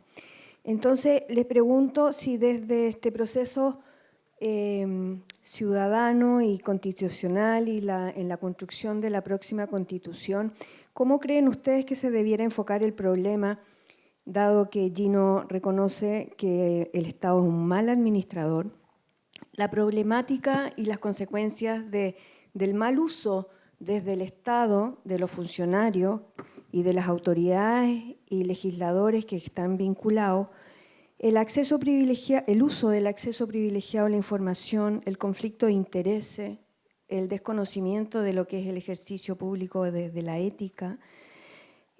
Porque si las autoridades, los políticos, los legisladores, no sé si los jueces, son de manera simultánea autoridad y empresarios, entonces, ¿cómo creen ustedes que en esta construcción de una nueva situación o derecho se debe conjugar el ejercicio de la función pública y el lucro o el ejercicio de un negocio? Rodrigo, parte tú. A ver, parto por lo último. Nosotros lo hemos dicho y hemos estado envueltos en varias polémicas con Walker.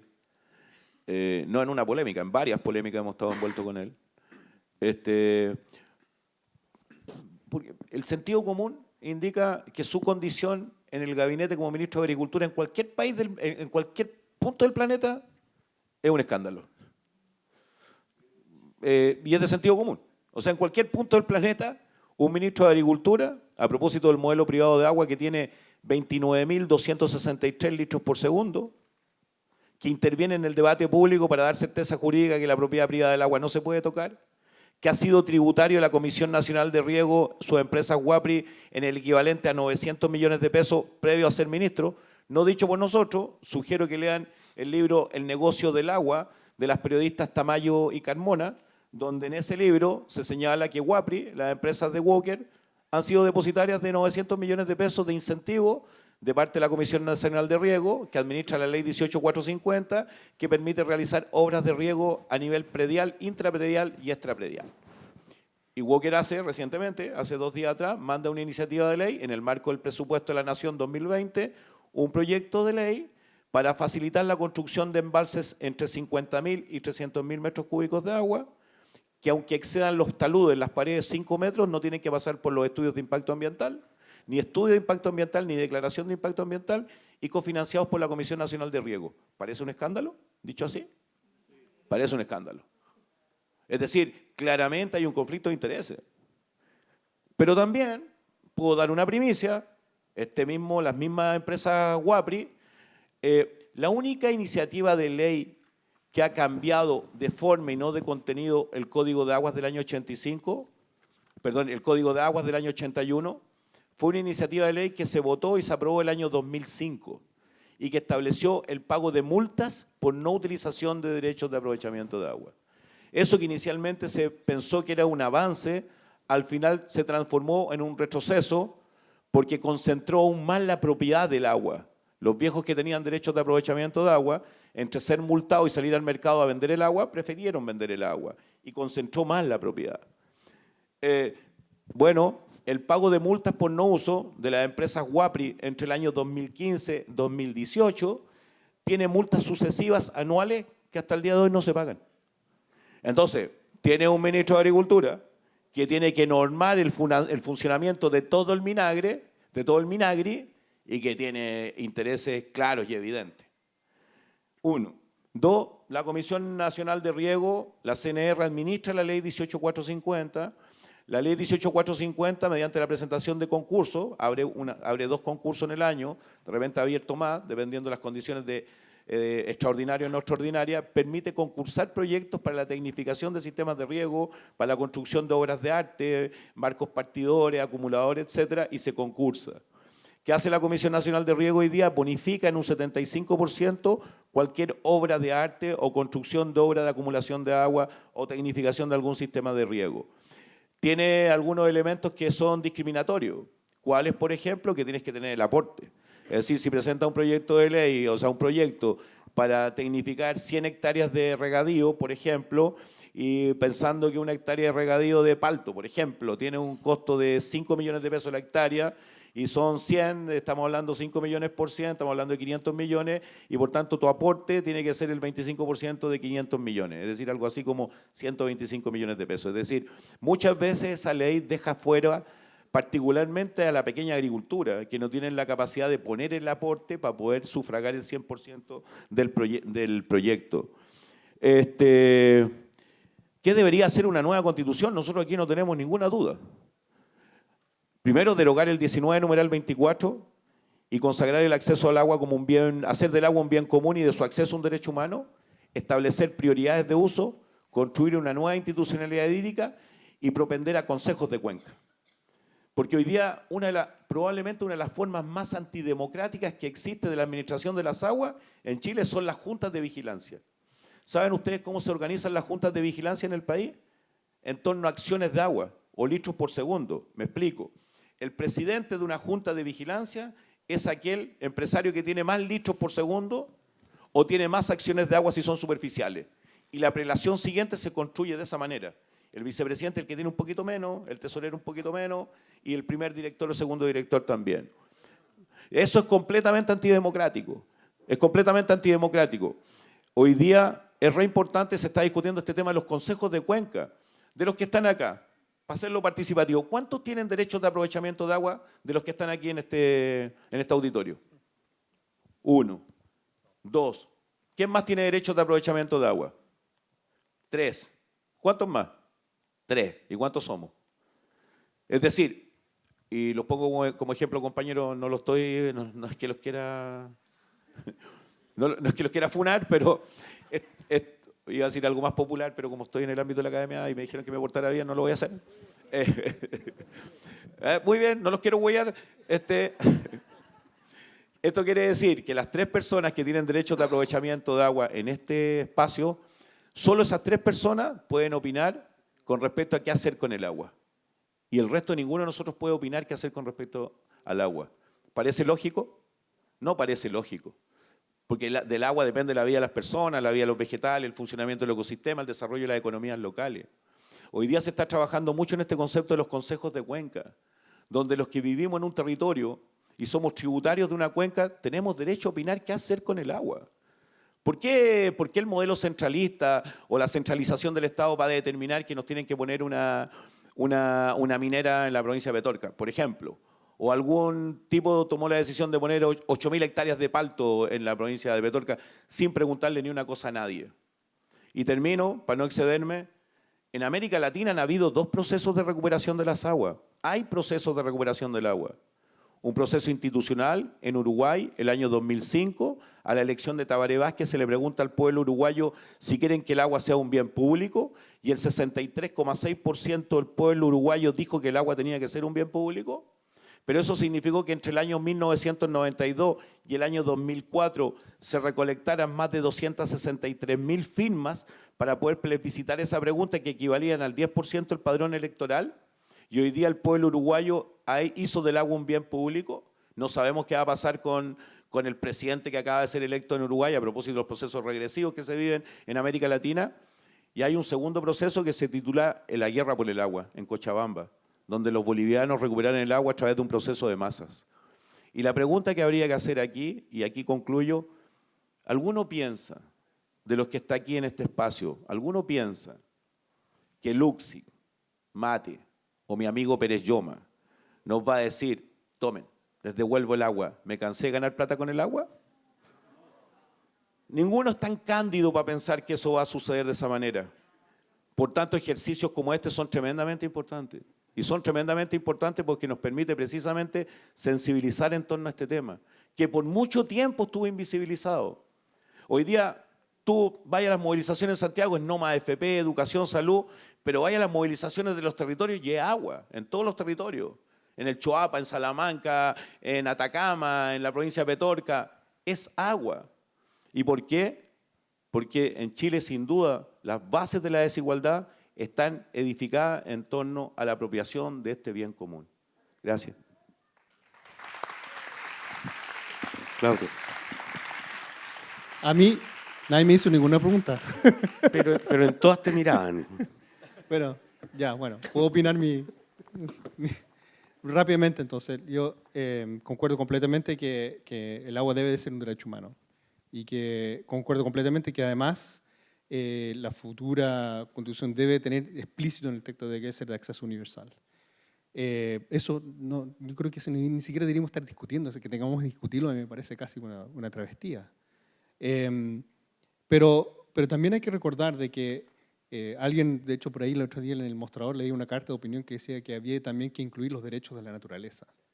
Eso para un ecólogo como yo suena extraordinariamente hippie, así que no lo voy a decir de esa manera, pero sí hay un punto válido ahí que más allá de que, porque hay que recordar también que la cantidad de agua que nosotros necesitamos como sociedad es en función de la cantidad de gente que hay también, ¿cierto? Entonces, literalmente, mientras más gente hay, más presión va a ir sobre los recursos naturales. Eso es una ley de la ecología. ¿Okay? Entonces, yo creo que también una de las cosas que debemos velar para que una futura constitución incluya también es el uso o el derecho del uso sustentable de la naturaleza o de los ecosistemas que tenemos como país, que son nuestro patrimonio. Entonces, si eso significa que, por ejemplo, un caudal de un río no se puede bajar más de 30%, porque si baja de eso, ¿cierto?, significa que básicamente se extinguen las comunidades naturales que hay en torno a ese río, entonces eso es lo que implica. Pero eso también va a poner límites sobre la cantidad de gente de los cuales pueden existir en las cuencas.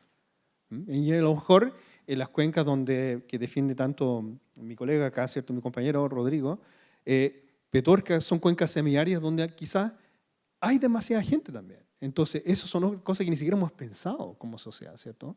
Entonces, es posible que también haya migraciones humanas y todos se quieren ir para el sur, como le gustaría allí, ¿no? Pero yo creo que también tenemos que hacer el ejercicio de hasta cuándo podemos decir que en realidad la sociedad en general tiene que empezar a desarrollar una mentalidad más estrecha y más conectada con los ecosistemas que los rodean, de modo de no vivir en esta burbuja en que estamos metidos. Entonces, eso es un aspecto fundamental que para mí debería ser incorporado, ¿cierto?, dentro de la Constitución, este uso sustentable de los ecosistemas que heredamos y que luego nosotros tenemos que heredar, ¿cierto?, a las generaciones que vienen.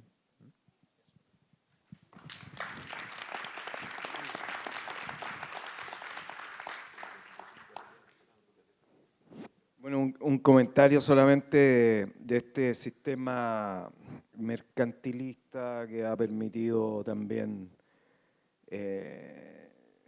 digamos, el uso del agua, porque todos los chilenos tenemos agua, el problema es que está mal distribuida, digamos, y está sobreexplotada, pero ha permitido que nadie se muera de sed, salvo los 50.000 cabezas de ganado, y quizás en el futuro va a ser cada vez más complicado, digamos. Pero ahí uno se preguntaría, bueno, ¿por qué tenemos ganado en una zona donde falta el agua en forma natural? Pero ese es otro tema. Pero hay países como Australia, donde hay un sistema tan privatizado del agua como el que tenemos acá, pero funciona bastante bien o bastante mejor que el nuestro. Yo creo que cada país, digamos, tiene su propia realidad.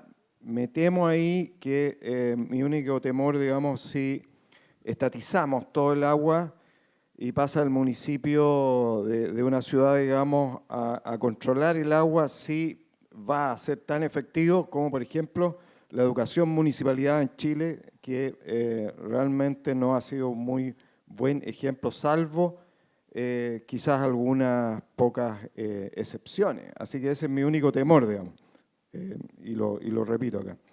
Ahora, yendo a algunas preguntas, no he escuchado eso de la Municipalidad de Providencia, un glaciar, para quizá alguien me pueda recordar algún nombre, que sepa en la audiencia que haya sido o que iba a ser utilizado para fines turísticos. Recordemos que en los Alpes, también en Norteamérica, y sobre todo en los Alpes, se esquía sobre glaciares. Yo he estado esquiando sobre glaciares, un andarivel sobre un glaciar. Hay que hacerlo, obviamente, con un uso sustentable. Hace poco en las noticias apareció unos tractores de nieve, digamos, interviniendo un glaciar en Austria, que era como una aberración realmente. Pero si se hace bien, se puede hacer en forma sustentable, sostenible y divertirse, y por qué no, digamos. Pero en este momento en Chile un privado puede ser dueño de un glaciar, pero, y sobre todo en el Código de Aguas no se menciona ni la palabra glaciar ni nieve, pero en el Senado, como decía, hay un cambio que se está en discusión de introducir varios conceptos nuevos como el glaciar, bien nacional también de uso público. Por lo tanto, un privado no puede tocar un glaciar, no lo han hecho, sí se han aprovechado aguas abajo del glaciar, agua de derretimiento. Así que yo diría que están protegidos también por el sistema de evaluación de impacto ambiental. Los glaciares, en este minuto, yo diría que ningún proyecto sería aprobado si uno quiere ya sea excavar, pegarle una mascada a un glaciar, o bien tirarle un botadero minero encima, no sería aprobado por lo menos por nuestra oficina.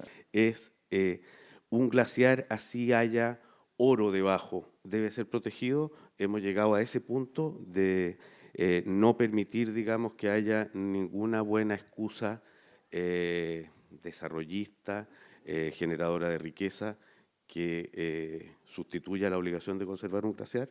Absolutamente, y tanto así que hay un proyecto actualmente en estudio, en evaluación de impacto ambiental, de la empresa Anglo American, que han postulado, han propuesto por primera vez un proyecto de minería subterránea sin subsidencia, para decir, sin afectar la superficie, con eso explotan no el 100% del mineral, como ocurriría con un rajo abierto, con una minería, digamos, de una excavación, sino que explotan alrededor del 60 o 70%. Y eso porque Chile ha mejorado su estándar ambiental. Estamos lejos de una condición ideal, óptima, pero llevamos alrededor de unos 30 años solamente desde que se iniciaron las leyes ambientales. Antes se podía hacer lo que uno quisiera, digamos. Ahora no, entonces cada vez más estricto. Así que vamos en el buen camino, falta todavía, sí, falta mucho. Vamos a hacer una... Ahora, disculpa, ronda de Patricia, había otras preguntas. Las aguas fósiles. Ahora, respecto a aguas fósiles, me refiero a aguas que tienen más de 1 millón de años, que fueron generadas junto con las rocas.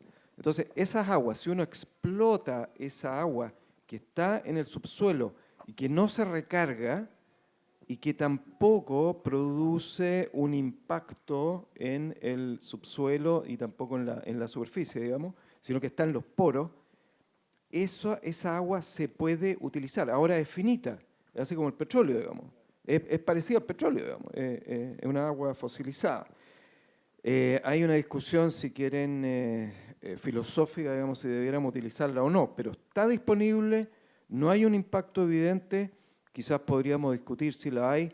Hay una empresa australiana de investigación Zero, entiendo que en Aconcagua, el Aconcagua está pensando, o en el Tamarugal, explotarla, pero tenemos un grave problema con la legislación actual, no se ha hecho todavía, pero en otros países del mundo sí, y es como la panacea, a ver, como la gran solución en África, digamos, donde hay muchos países sin agua o con carencia de agua y que es un recurso que está ahí disponible. Entonces yo creo que por lo menos deberíamos estudiarlo. Ahora,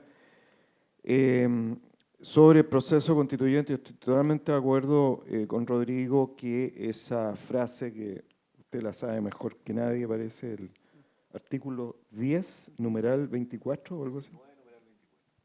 19, numeral 24. Entonces eso debería salir por lo menos a la Constitución y dejárselo, digamos, a una discusión en una cancha más chica de una ley o de una modificación o un nuevo código de agua, digamos. Pero que claramente debería decir bien nacional de uso público. Eso. Otra ronda de preguntas. A ver. ¿Aló? Sí. Hola, buenos días. Primero me gustaría hacer una acotación en cuanto a algo que dijo don Gino, que fue el hecho de que él quiere irse al sur. Bueno, yo considero, voy a dar mi punto de vista al respecto. Considero que igual una persona vale más en cuanto sigue luchando hasta la muerte.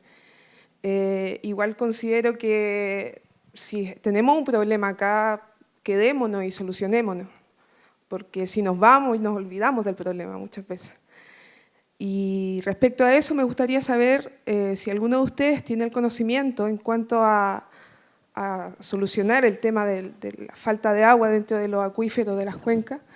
Una vez escuché a un profesor, Luis Álvarez, no sé si lo conocen, que hablaba de sistemas de infiltración a las cuencas. No sé si ustedes conocen o tienen alguna solución en cuanto a eso, porque recordé que él decía que era el sistema que realmente era válido, no tanto la desalinización en cuanto a precio, pero sí el tema de infiltración. Me gustaría saber si conocen algo de eso.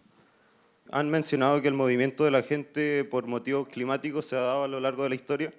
Por ejemplo, si la naturaleza lo impone, ya movámonos, pero si va a ser porque está interviniendo una empresa, entonces que cierre la empresa. Josefa Palomero, trabajo en turismo. Con Gino estuvimos en el seminario de un turismo sostenible para la Patagonia. ¿Es así cierto, Gino, en Santiago? La pregunta es la siguiente: ¿qué se está haciendo a nivel de normativa pequeña para poder paliar este problema? Porque sabemos desde los años 68, creo que salió el primer informe sobre este problema del agua, y por ejemplo hoy día el Parque Nacional La Campana en Olmué y Hijuelas tiene 2 baños. El baño abajo no funciona porque no hay agua y el baño de arriba funciona con agua de deshielo. Entonces, sin embargo, no se puede aplicar un baño seco porque la norma no lo permite. Entonces, ¿qué estamos haciendo al respecto con la administración pública, ¿cierto?, a nivel normativo?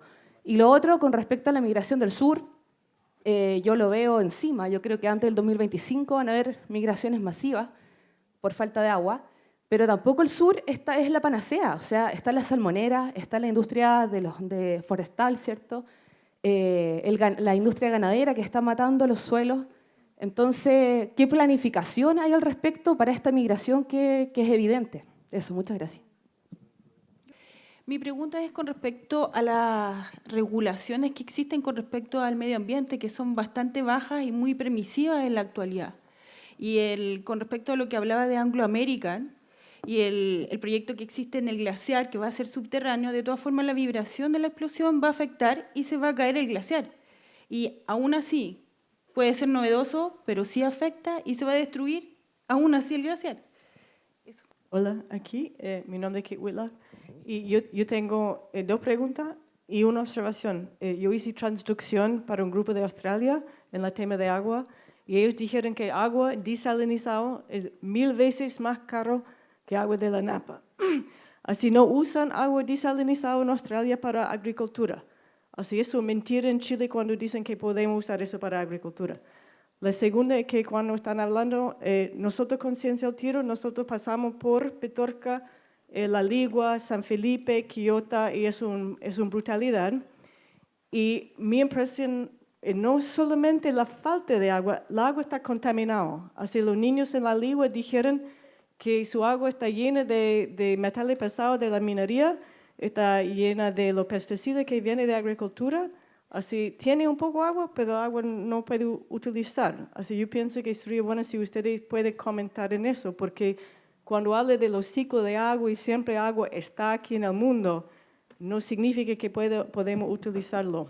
Y por ejemplo, que dijo Claudio de la RLC, el mar Aral, cuando secó este mar, fue un polvo tóxico de todos los contaminantes que salían en el viento y hicieron la persona muy enferma en esta región de Rusia. Y la última es por Gino. Y yo pienso que ustedes no tocaban nada del futuro del cambio climático, y hace 3 días en Nature fue publicado una comunicación de tipping points. Yo quisiera que Gino podría hablar de los tipping points, en qué significa, y quizá Claudio también, de dónde va la humanidad con cambio climático. Gracias. ¿Quién parte? No conozco el artículo de los tipping points, pero han habido varios artículos de los tipping points. Estos umbrales, si la temperatura, por ejemplo, del planeta excede 1,5 grados Celsius sobre niveles preindustriales, el año pasado salió un informe del IPCC al respecto, entonces empleando un calificativo que ya me siento en confianza, nos vamos todos a la mierda. La humanidad. La verdad que yo aquí vuelvo a un tema más espiritual, me saca más allá de la ciencia, así que disculpen, pero me permito, digamos, dado como somos seres humanos, insisto, joya, pero algunos, estoy de acuerdo, que, como le llamaba, parásitos, algunos somos parásitos, pero espero no herir a nadie diciendo que somos joyas, tenemos un espíritu, pero la verdad que tenemos una muy gran resiliencia, tenemos una capacidad de adaptación tremenda. Ahora, las malas noticias que el ser humano, digamos, son las comunidades más vulnerables, más pobres, digamos, y más débiles, que están sufriendo más. Yo realmente pienso que en este país somos bastante afortunados, a pesar de todo, pero las comunidades y también en nuestro país son las que más van a sufrir frente al cambio climático. Entonces deberíamos enfocarnos ahí de cómo...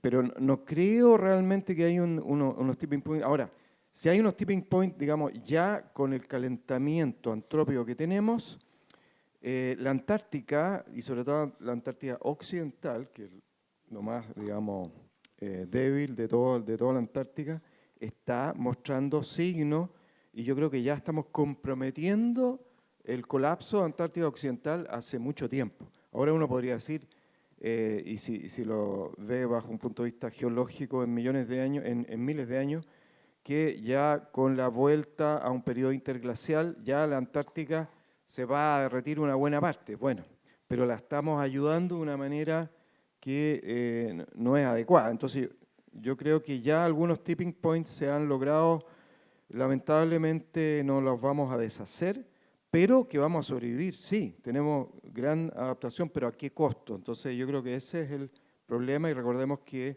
el Acuerdo de París, este acuerdo climático que se firmó ya hace varios años y que al menos un país no ha cumplido, se retiró hace poco Estados Unidos, la verdad que es una buena noticia que todos nos hayamos puesto de acuerdo, pero no es suficiente, digamos, y no se está cumpliendo. Vamos a la otra pregunta. Irse al sur, claro, un poquito... La verdad que yo soy profesor de la Universidad de Magallanes, así que hago trampa, así que voy a menudo para allá, pero claramente, digamos, hay ventajas, digamos, de vivir en lugares donde son amigables, donde hay más agua, por ejemplo. Entonces puede hasta cierto punto, digamos, cambiar la naturaleza, sí. Yo creo que este tema de recarga de acuífero, que era otra pregunta, efectivamente es una solución brillante, hay que hacerla de una manera sustentable sin alterar la naturaleza, también hay posibilidades de alterar la naturaleza ahí, pero toda esa agua que se vierte al mar no se pierde, se vierte, es parte del ciclo hidrológico, como se ha dicho acá, es obviamente un aprovechamiento de esa agua durante el invierno cuando precipita. Los baños de, ¿qué es lo que era? ¿Olmué? Sí, yo le repito acá, la normativa vigente, digamos, no permite baños secos, eso nos está diciendo. Entonces, yo tenía un vecino en Concón, cuando vivía en Concón, que fabricaba baños secos, fantástico. Entonces, separación de orina, digamos, con fecas. Pero, pucha, eso yo creo que es totalmente razonable hacerlo. Hay que comunicarse aquí, ¿cierto?, con nuestros legisladores, me imagino, Ministerio, no sé, de Salud o lo que sea, cambiar alguna normativa, pero me parece sobre todo relativamente fácil de solucionar porque está la tecnología, digamos, y que hace... y la normativa hay que trabajarla. Bien. Las vibraciones de estas empresas mineras que destruyen glaciares, muy brevemente las estamos estudiando y con la cantidad de explosivos y el tipo de explosivos que usan las mineras actualmente, hay un radio mínimo, no pueden tronar a menos de 100 metros, y estamos extendiendo esto a más de 100 metros, y depende caso a caso, pero estamos mirando eso en mucho detalle y le hemos hecho esas observaciones a esta evaluación de impacto ambiental, tanto de Minera Andina, de Codelco, como de Anglo American. Así que no les quepa la menor duda que estamos también en particular en nuestra oficina, en la Dirección General de Agua, mirando ese tema, que yo debiera dedicarme y callar la boca, dedicarme solamente al agua congelada y no al agua líquida, pero estamos mirando ese problema. Así que no hay un peligro, digamos, de que vaya a deslizarse o a romperse un glaciar por las vibraciones, pero sí, si dejamos a los mineros solos, van a tratar de explotar incluso arriba de un glaciar, si es que la ley lo permitiese, y es lo que se ha propuesto en el pasado, pero actualmente eso en las normas ambientales actuales no es posible y no es permitido hacerlo. Bueno, yo quería tocar dos puntos que yo creo que son importantes, que salieron parte también de la discusión acá que se formó con las preguntas. Uno de ellos tiene que ver con lo que mencionaban sobre los famosos tipping points. Yo hago un curso en la universidad que se llama el sistema terrestre. Y el sistema terrestre básicamente estudia la coevolución de la Tierra desde su inicio con su biota y los sistemas acoplados como la atmósfera, ¿cierto?, la litósfera, de una manera integrada. Y una de las cosas que uno siempre les habla de los estudiantes, ¿cierto?, tiene que ver con estos tipping points. ¿Cierto? ¿Qué es lo que es? Que básicamente tiene que ver con una propiedad de un sistema que es complejo, donde el sistema puede entrar, cruzar un umbral por un proceso, ¿cierto?, de histeresis, ¿cierto?, básicamente de cambio de estado. ¿Cómo se producen esos cambios de estado? Se producen porque lo que ustedes tienen en un sistema complejo es que está todo interrelacionado, está todo acoplado con todo. Entonces pueden tener amplificaciones o pueden tener atenuaciones a su sistema. Y cuando empezamos a amplificar, que por ejemplo cuando empezamos nosotros a inyectar gases de efecto invernadero a la atmósfera, lo que estamos haciendo con eso es amplificar otros procesos que son propios del sistema terrestre.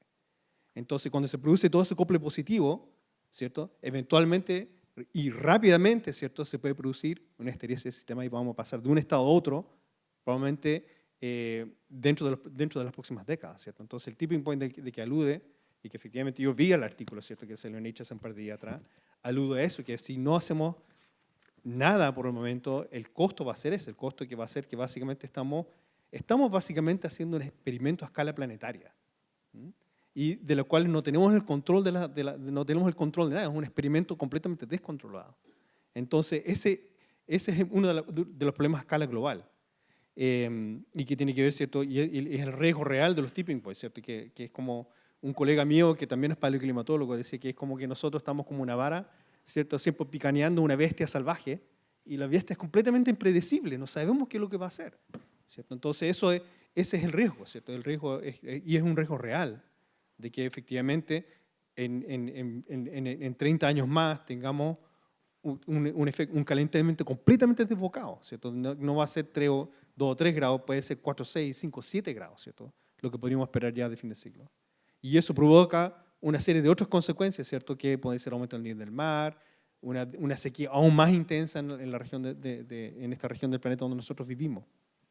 El otro aspecto que yo quería comentar y que me pareció interesante era las fuentes alternativas, ¿cierto? Por ejemplo, alguien mencionó la infiltración como un proceso de activo de captación o de recuperación, ¿cierto? Y yo creo que eso tiene cierta promesa. Yo creo que esos son procesos que hay que recordar que yo creo que cuando el Gino habla de aguas fósiles, habla de algo diferente cuando yo hablo de aguas fósiles. Eso es interesante. Ya se empiezan a producir ciertas cruces académicos, digamos, que no podría decirse. Porque lo que yo llamo un acuífero fósil, ¿cierto? Es un acuífero que, como bien mencionó Gino, ¿cierto?, no tiene una recarga actual, pero muchas veces no es un acuífero de millones de años atrás, son acuíferos que se formaron hace 5.000 años atrás, 6.000 años atrás. Quizás tuvieron un pulso de recarga hace 200 años atrás. El punto en común que tiene que ver ahí es que tiene que ver que son acuíferos que no tienen una explotación sustentable en el tiempo, ¿cierto? O sea, si nosotros empezamos a extraer agua de ese acuífero, no se va a recargar a las escalas temporales en las cuales nosotros vivimos y en las cuales nosotros operamos, sino que espérate el próximo interglacial. Eso es literalmente que va a ocurrir en 100.000 años más. Esa es la tasa de recarga que tiene ese acuífero. ¿Okay? Entonces, eso es lo que llama, eso para mí es un acuífero fósil. Entonces, el problema de eso, ¿cierto?, es que cuando se trata de acuíferos de ese tipo, por ejemplo, en Petorca, estoy seguro que un componente importante de ese acuífero se recargó hace 10.000 años atrás y no se ha vuelto a recargar. Entonces, se ha estado explotando ese acuífero y si bien uno puede tratar de intentar recuperar algo de infiltración, el nivel de extracción que ocurrió es gigantesco. Y peor, ni siquiera tenemos la ciencia básica, ¿cierto?, para saber qué tamaño tenía el acuífero en primer lugar. Entonces, nos faltan, el otro caso es Aculeo, ¿cierto? En Aculeo uno escucha una cantidad de opiniones gigantescas, ¿no? Que están robando agua de los ríos de arriba y por eso no se está recargando la laguna, no, que es cambio climático, no, que son los propietarios que están alrededor de la laguna que están regando pasto. Una cantidad de opiniones, y cuántas de esas opiniones están basadas en hechos. Y esa es una parte de la discusión que tenemos al problema actual, es que ni siquiera tenemos la información básica de cuántos son, ¿cierto?, la capacidad hídrica de las cuencas de nuestro país, ¿cierto? Entonces yo estaba metido en un proyecto que tiene que ver con un litigio internacional, no voy a decir más que eso, sino tener que borrarle la memoria cuando salgan, pero en ese proyecto, ¿cierto?, se ha estado haciendo una caracterización extremadamente detallada de la cuenca, de cuánto flujo tiene, cuáles son los recursos subterráneos, de hacia dónde fluye el agua, etcétera, etcétera. Entonces, todo eso es un trabajo detallado que debería existir para todas las cuencas del país, no solamente las cuencas que tienen un litigio con otros países, ¿cierto? Entonces, ahí el Estado sí estaba dispuesto a gastar plata cuando se trata de perder soberanía, ¿cierto? Entonces, esos son el tipo de cosas que necesitamos esa información de base, de modo que cuando la gente trata de entender qué es lo que pasó con Aculeo, no solamente sea una batalla de opiniones, sino que sea realmente algo que podamos hacer algo con respecto con cambios de políticas públicas basados en evidencia, que es algo fundamental que tenemos que hacer. Entonces, y el otro comentario final que quería hacer era, bueno, con respecto a todo este tema de infiltraciones, que yo trabajo como académico en un centro que tiene una estación que se llama Alta Patache, que está en la costa de Iquique y que es completamente sustentable desde el punto de vista del uso del agua. Y como lo hace, extrae agua de la neblina. Entonces, no sé si usted, ahora técnicamente siempre me corrigen los geógrafos, se llama niebla, pero porque la niebla es la nube cuando efectivamente choca contra la superficie de la Tierra, ¿cierto? Se llama niebla. Entonces, esa agua de niebla, incluso hay una cerveza que hacen, se llama Trapa Niebla, no sé si la conocen, que esa agua se hace de agua de esta niebla. Entonces, eso es un recurso que recién estamos empezando a investigar cómo funciona, cómo se comporta, cuál es el régimen climático en el cual se forma, dónde está la nube, cómo funciona con año el niño, la niña, pero son preguntas súper básicas de ciencia básica y que también, ¿cierto?, tenemos que tener, ¿cierto?, la visión de cómo se podría emplear ese recurso, ¿cierto?, para paliar estos déficits de agua que se están generando con la extracción tradicional que hacemos de los recursos subterráneos. Y yo digo siempre, eso es pan para hoy y hambre para mañana, ¿cierto? Entonces, eso es lo que quería comentar con respecto a eso.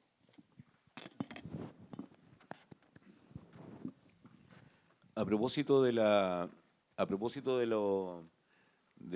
presencia en la provincia de Petorca, de las aguas contaminadas, etcétera. Voy a partir por ahí, no me voy a hacer cargo de todas. Sin duda la provincia de Petorca es un reflejo, y lo voy a decir así, probablemente va a sonar muy teóricamente o muy teórico. La provincia de Petorca es un reflejo de la aplicación acrítica del paquete tecnológico que deriva de la revolución verde en materia de producción de alimentos. Monocultivo como estrategia fallida de desarrollo, palto, aguacate, uso intensivo y racional de bienes naturales finitos, suelo y agua, y sobrequimización de los medios de cultivo. Pero también una ausencia absoluta de instrumentos de ordenamiento territorial espacial asociados a las capacidades de uso agrícola de los suelos. ¿Qué significa esto? En la provincia de Petorca, pero también en San Felipe, también en los Andes, en el Choapa, en Salamanca, en la sexta región, suelos clase 6, clase 7 de aptitud forestal, incluso suelos clase 8 de áreas protegidas, se transformaron en Chile en suelos de cultivo. Y el problema ecológico más importante que enfrenta la agricultura chilena hoy día es la erosión de suelos producto del emplazamiento de cultivos en suelos que no tienen aptitud de cultivo. ¿Eso ocurre en la provincia de Petorca? Sí, sin duda. Eso incluso cuando estamos en alguna universidad, en algunos espacios en Santiago, siempre le decimos a la gente que nos escucha, un empresario bien conectado o conectado a los centros neurálgicos del poder podría sacar toda la flora y la fauna nativa de Santa Lucía o sacar toda la flora y la fauna nativa del San Cristóbal y poner palto. ¿Lo puede hacer? Sí. En Chile está permitido eso. porque además los entes reguladores no cumplen con su función. Por ejemplo, para poner palto en la ladera de cerro, se requiere de una autorización de manejo de la flora y la fauna nativa que la tiene que dar la CONAF. Y hoy día más del, no quiero ser absoluto, pero más del 95% de los grandes productores de frutales en suelos sin aptitud de cultivo no presentan planes de manejo porque no piden la autorización a la CONAF, simple y llanamente. Y cuando lo sancionan, las sanciones son completamente irrisorias. A propósito de la contaminación de las aguas de bebida de la población de la provincia de Petorca, el año 2014 el INDH hizo una misión de observación en la provincia de Petorca y esa misión de observación incluyó análisis de agua, que lo hizo el presidente del capítulo de medio ambiente del colegio médico, no me acuerdo cómo se llama en este minuto, Chernichin, hizo el análisis de agua. ¿Qué arrojó como resultado del análisis de agua? Es que las aguas de bebida que estaba consumiendo la provincia de Petorca, la población de Petorca, tenía 7 veces más altos los índices de nitritos presentes en las aguas. ¿Y por qué? Producto de la sobrefertilización nitrogenada que ahí se emplea. El palto es un frutal que requiere aproximadamente de 200 a 240 unidades de nitrógeno por hectárea y el fertilizante que más se utiliza en la provincia de Petorca es urea. Como no hay materia orgánica en los suelos, la urea percola rápidamente hacia las capas más profundas del suelo y por tanto contamina las napas freáticas. Y uno de los grandes problemas que tenemos de contaminación tiene que ver con la presencia de nitritos, pero también tiene que ver con la presencia de heces fecales. 4 veces por sobre la norma. Porque también, como no hay ningún tipo de regulación a la venta de agua, ha proliferado un número indeterminado de empresarios que venden agua, que construyen en el subsuelo pozos de captación de agua subterránea sin derechos de agua legalmente constituidos, sin estándares microbiológicos, químicos y orgánicos del agua y venden el agua. Y esa agua hoy día no tiene ningún tipo de regulación del punto de vista de la autoridad sanitaria. Decir, y por tanto coincido con lo que estabas planteando en el sentido de que efectivamente uno de los grandes problemas que tenemos en esta región, en la región de Valparaíso, tiene que ver con las aguas contaminadas. Los eventos de contaminación de agua en la Aconcagua, a propósito de la minería de alta montaña y que ha provocado derrames sucesivos de pasivos ambientales, dicho así elegantemente, han provocado que esa cuenca en la primera, en la segunda, en la tercera y la cuarta sección, el año pasado, el verano reciente, o sea, el verano del 2019, hubieron un evento de contaminación tremendo precisamente en esa cuenca, en la cuenca de la Aconcagua. Regulaciones ambientales, lo estábamos conversando reciente. Ahora, ¿ustedes saben que en Chile no existe la figura del delito ambiental? No existe la figura del delito ambiental. Se mandó un proyecto de ley en el mes de septiembre del 2019 que se está tramitando en el Congreso y no existe la figura del delito ambiental. Lo voy a decir en términos que tiene que ver con nosotros. Nosotros cuando fuimos condenados por denunciar a Pérez Lloma por robar agua en el territorio, la defensa jurídica de Pérez Lloma era que nosotros le imputábamos un delito en circunstancias que lo que Pérez Lloma cometía era una falta administrativa. Y como tenía todas las faltas administrativas en regla, nosotros fuimos condenados por una injuria con publicidad. Eso da, sí, es así, es así. Y en Chile no existe esa figura. Por tanto, el que contamina, el que depreda, el que degrada, no tiene ningún tipo de costo para el país. Ninguno. En circunstancias que hoy día toda la jurisprudencia internacional considera que los delitos ambientales son delitos de lesa humanidad. Piensen lo siguiente cuando le quitan el agua a una comunidad o cuando destruyen la flora y la fauna nativa. Hay problemas que son irreversibles desde el punto de vista del deterioro ambiental, de la degradación ambiental, como es, por ejemplo, vaciar una cuenca. Nosotros somos completamente contrarios a esta tesis de la carretera hídrica, porque la tesis de la carretera hídrica de traer agua del Cautín al norte parte de un principio, de un supuesto, a propósito que tú planteabas, de una hipótesis de que hay excedentes de agua en esas cuencas. Y no hay excedentes de agua en esas cuencas, porque están sobreotorgadas. La única agua que hay son los excedentes de primavera y son aguas eventuales, no son aguas permanentes de ejercicio continuo. Pero también el daño ecosistémico que significa vaciar una cuenca para llevar agua de una cuenca a otra significa también un daño irreparable desde el punto de vista ecosistémico. Es el sentido común, el sentido más elemental. Hoy día esa iniciativa se está conversando, entró al Ministerio de Obras Públicas para ver si se prioriza o no se prioriza. Es un proyecto que sus cifras son bastante inexactas. Algunos dicen que va a costar 9.000 millones de dólares, otros 20.000. Que su puesta en marcha, algunos dicen que va a durar 7 años, otros 20 años. Pero la verdad, incluso, y si lo ponemos en términos políticos, el propio intendente de esa región, Yacaman, ha dicho que es un proyecto absolutamente inviable para su territorio, porque no están los excedentes de agua. Y finalmente, normativa en materia de agua. Hoy día la normativa en materia de agua es completamente neoliberal, sin duda. El agua es un bien de mercado y por tanto se puede comprar, se puede vender, se puede arrendar. Y creo yo, para terminar, síntesis en esto, en esta pasada, no sé si es la última, la penúltima, decir de que hemos hablado durante todo este rato de agua y de las problemáticas que hay en torno al agua, y si uno lo piensa en términos más filosóficos probablemente, esto que hemos estado hablando da cuenta de la impropia relación que existe entre el hombre y la naturaleza en el proceso de producción de bienes materiales y también de bienes espirituales. Estamos hablando de eso. Estamos hablando de que hoy día en Chile la naturaleza no es un sujeto de derecho, a propósito de lo que tú planteabas. En Ecuador la naturaleza es sujeto de derecho. Probablemente la administraron muy mal, porque Correa también cometió una serie de impropios, particularmente con el conflicto que hubo en el Tipini, a propósito de que había reservas hidrocarburíferas y finalmente permitió su extracción por parte de Exxon. Pero fue un avance el declarar la naturaleza como sujeto de derecho. Y probablemente ese avance tiene que ver precisamente con armonizar nuestra relación con la naturaleza, cuestión que en Chile hoy día no existe en ninguna parte. Gracias. Rodrigo, bueno, como tú decías, yo creo que aquí hemos hablado de agua, pero también hemos hablado de sociedad, de comunidad, de política. Hemos hecho un cabildo acuático. A todos, muchas gracias por venir. Vamos a continuar la conversación, que ha estado extremadamente entretenida, con un café. Pero antes yo quería decirles que afuera se vende este libro, es una pequeña propaganda, pero quisiera dejarles a ustedes la sensación que yo tengo de esta tertulia. He aprendido una cantidad enorme con Rodrigo a través de poner las leyes justas en este país del manejo de agua.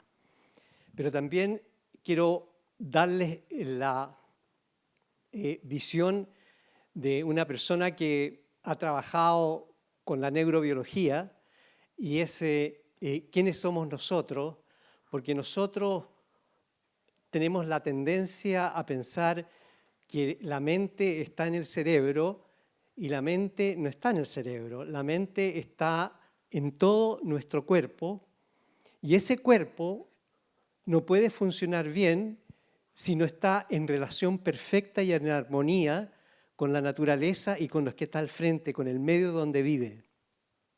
Y que si ese medio no es cariñoso, ese cuerpo se va a desarrollar mal, ese ser se va a desarrollar mal.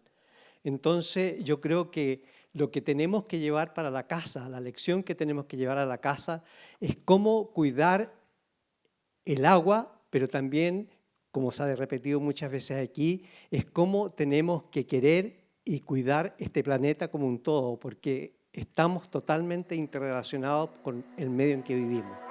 Entonces, yo les agradezco muchísimo a todos ustedes. Yo tengo que hacerle un regalito. Este libro es un libro que relata de manera cariñosa para todos ustedes un poco de lo que hacemos nosotros, de la neurociencia. Claudio, a este señor lo conozco de hace muchos años. Chino, y a él no, porque ya tiene como 7 libros en la casa, ¿no? Entonces, bueno, muchas gracias. Los invito a tomar un café.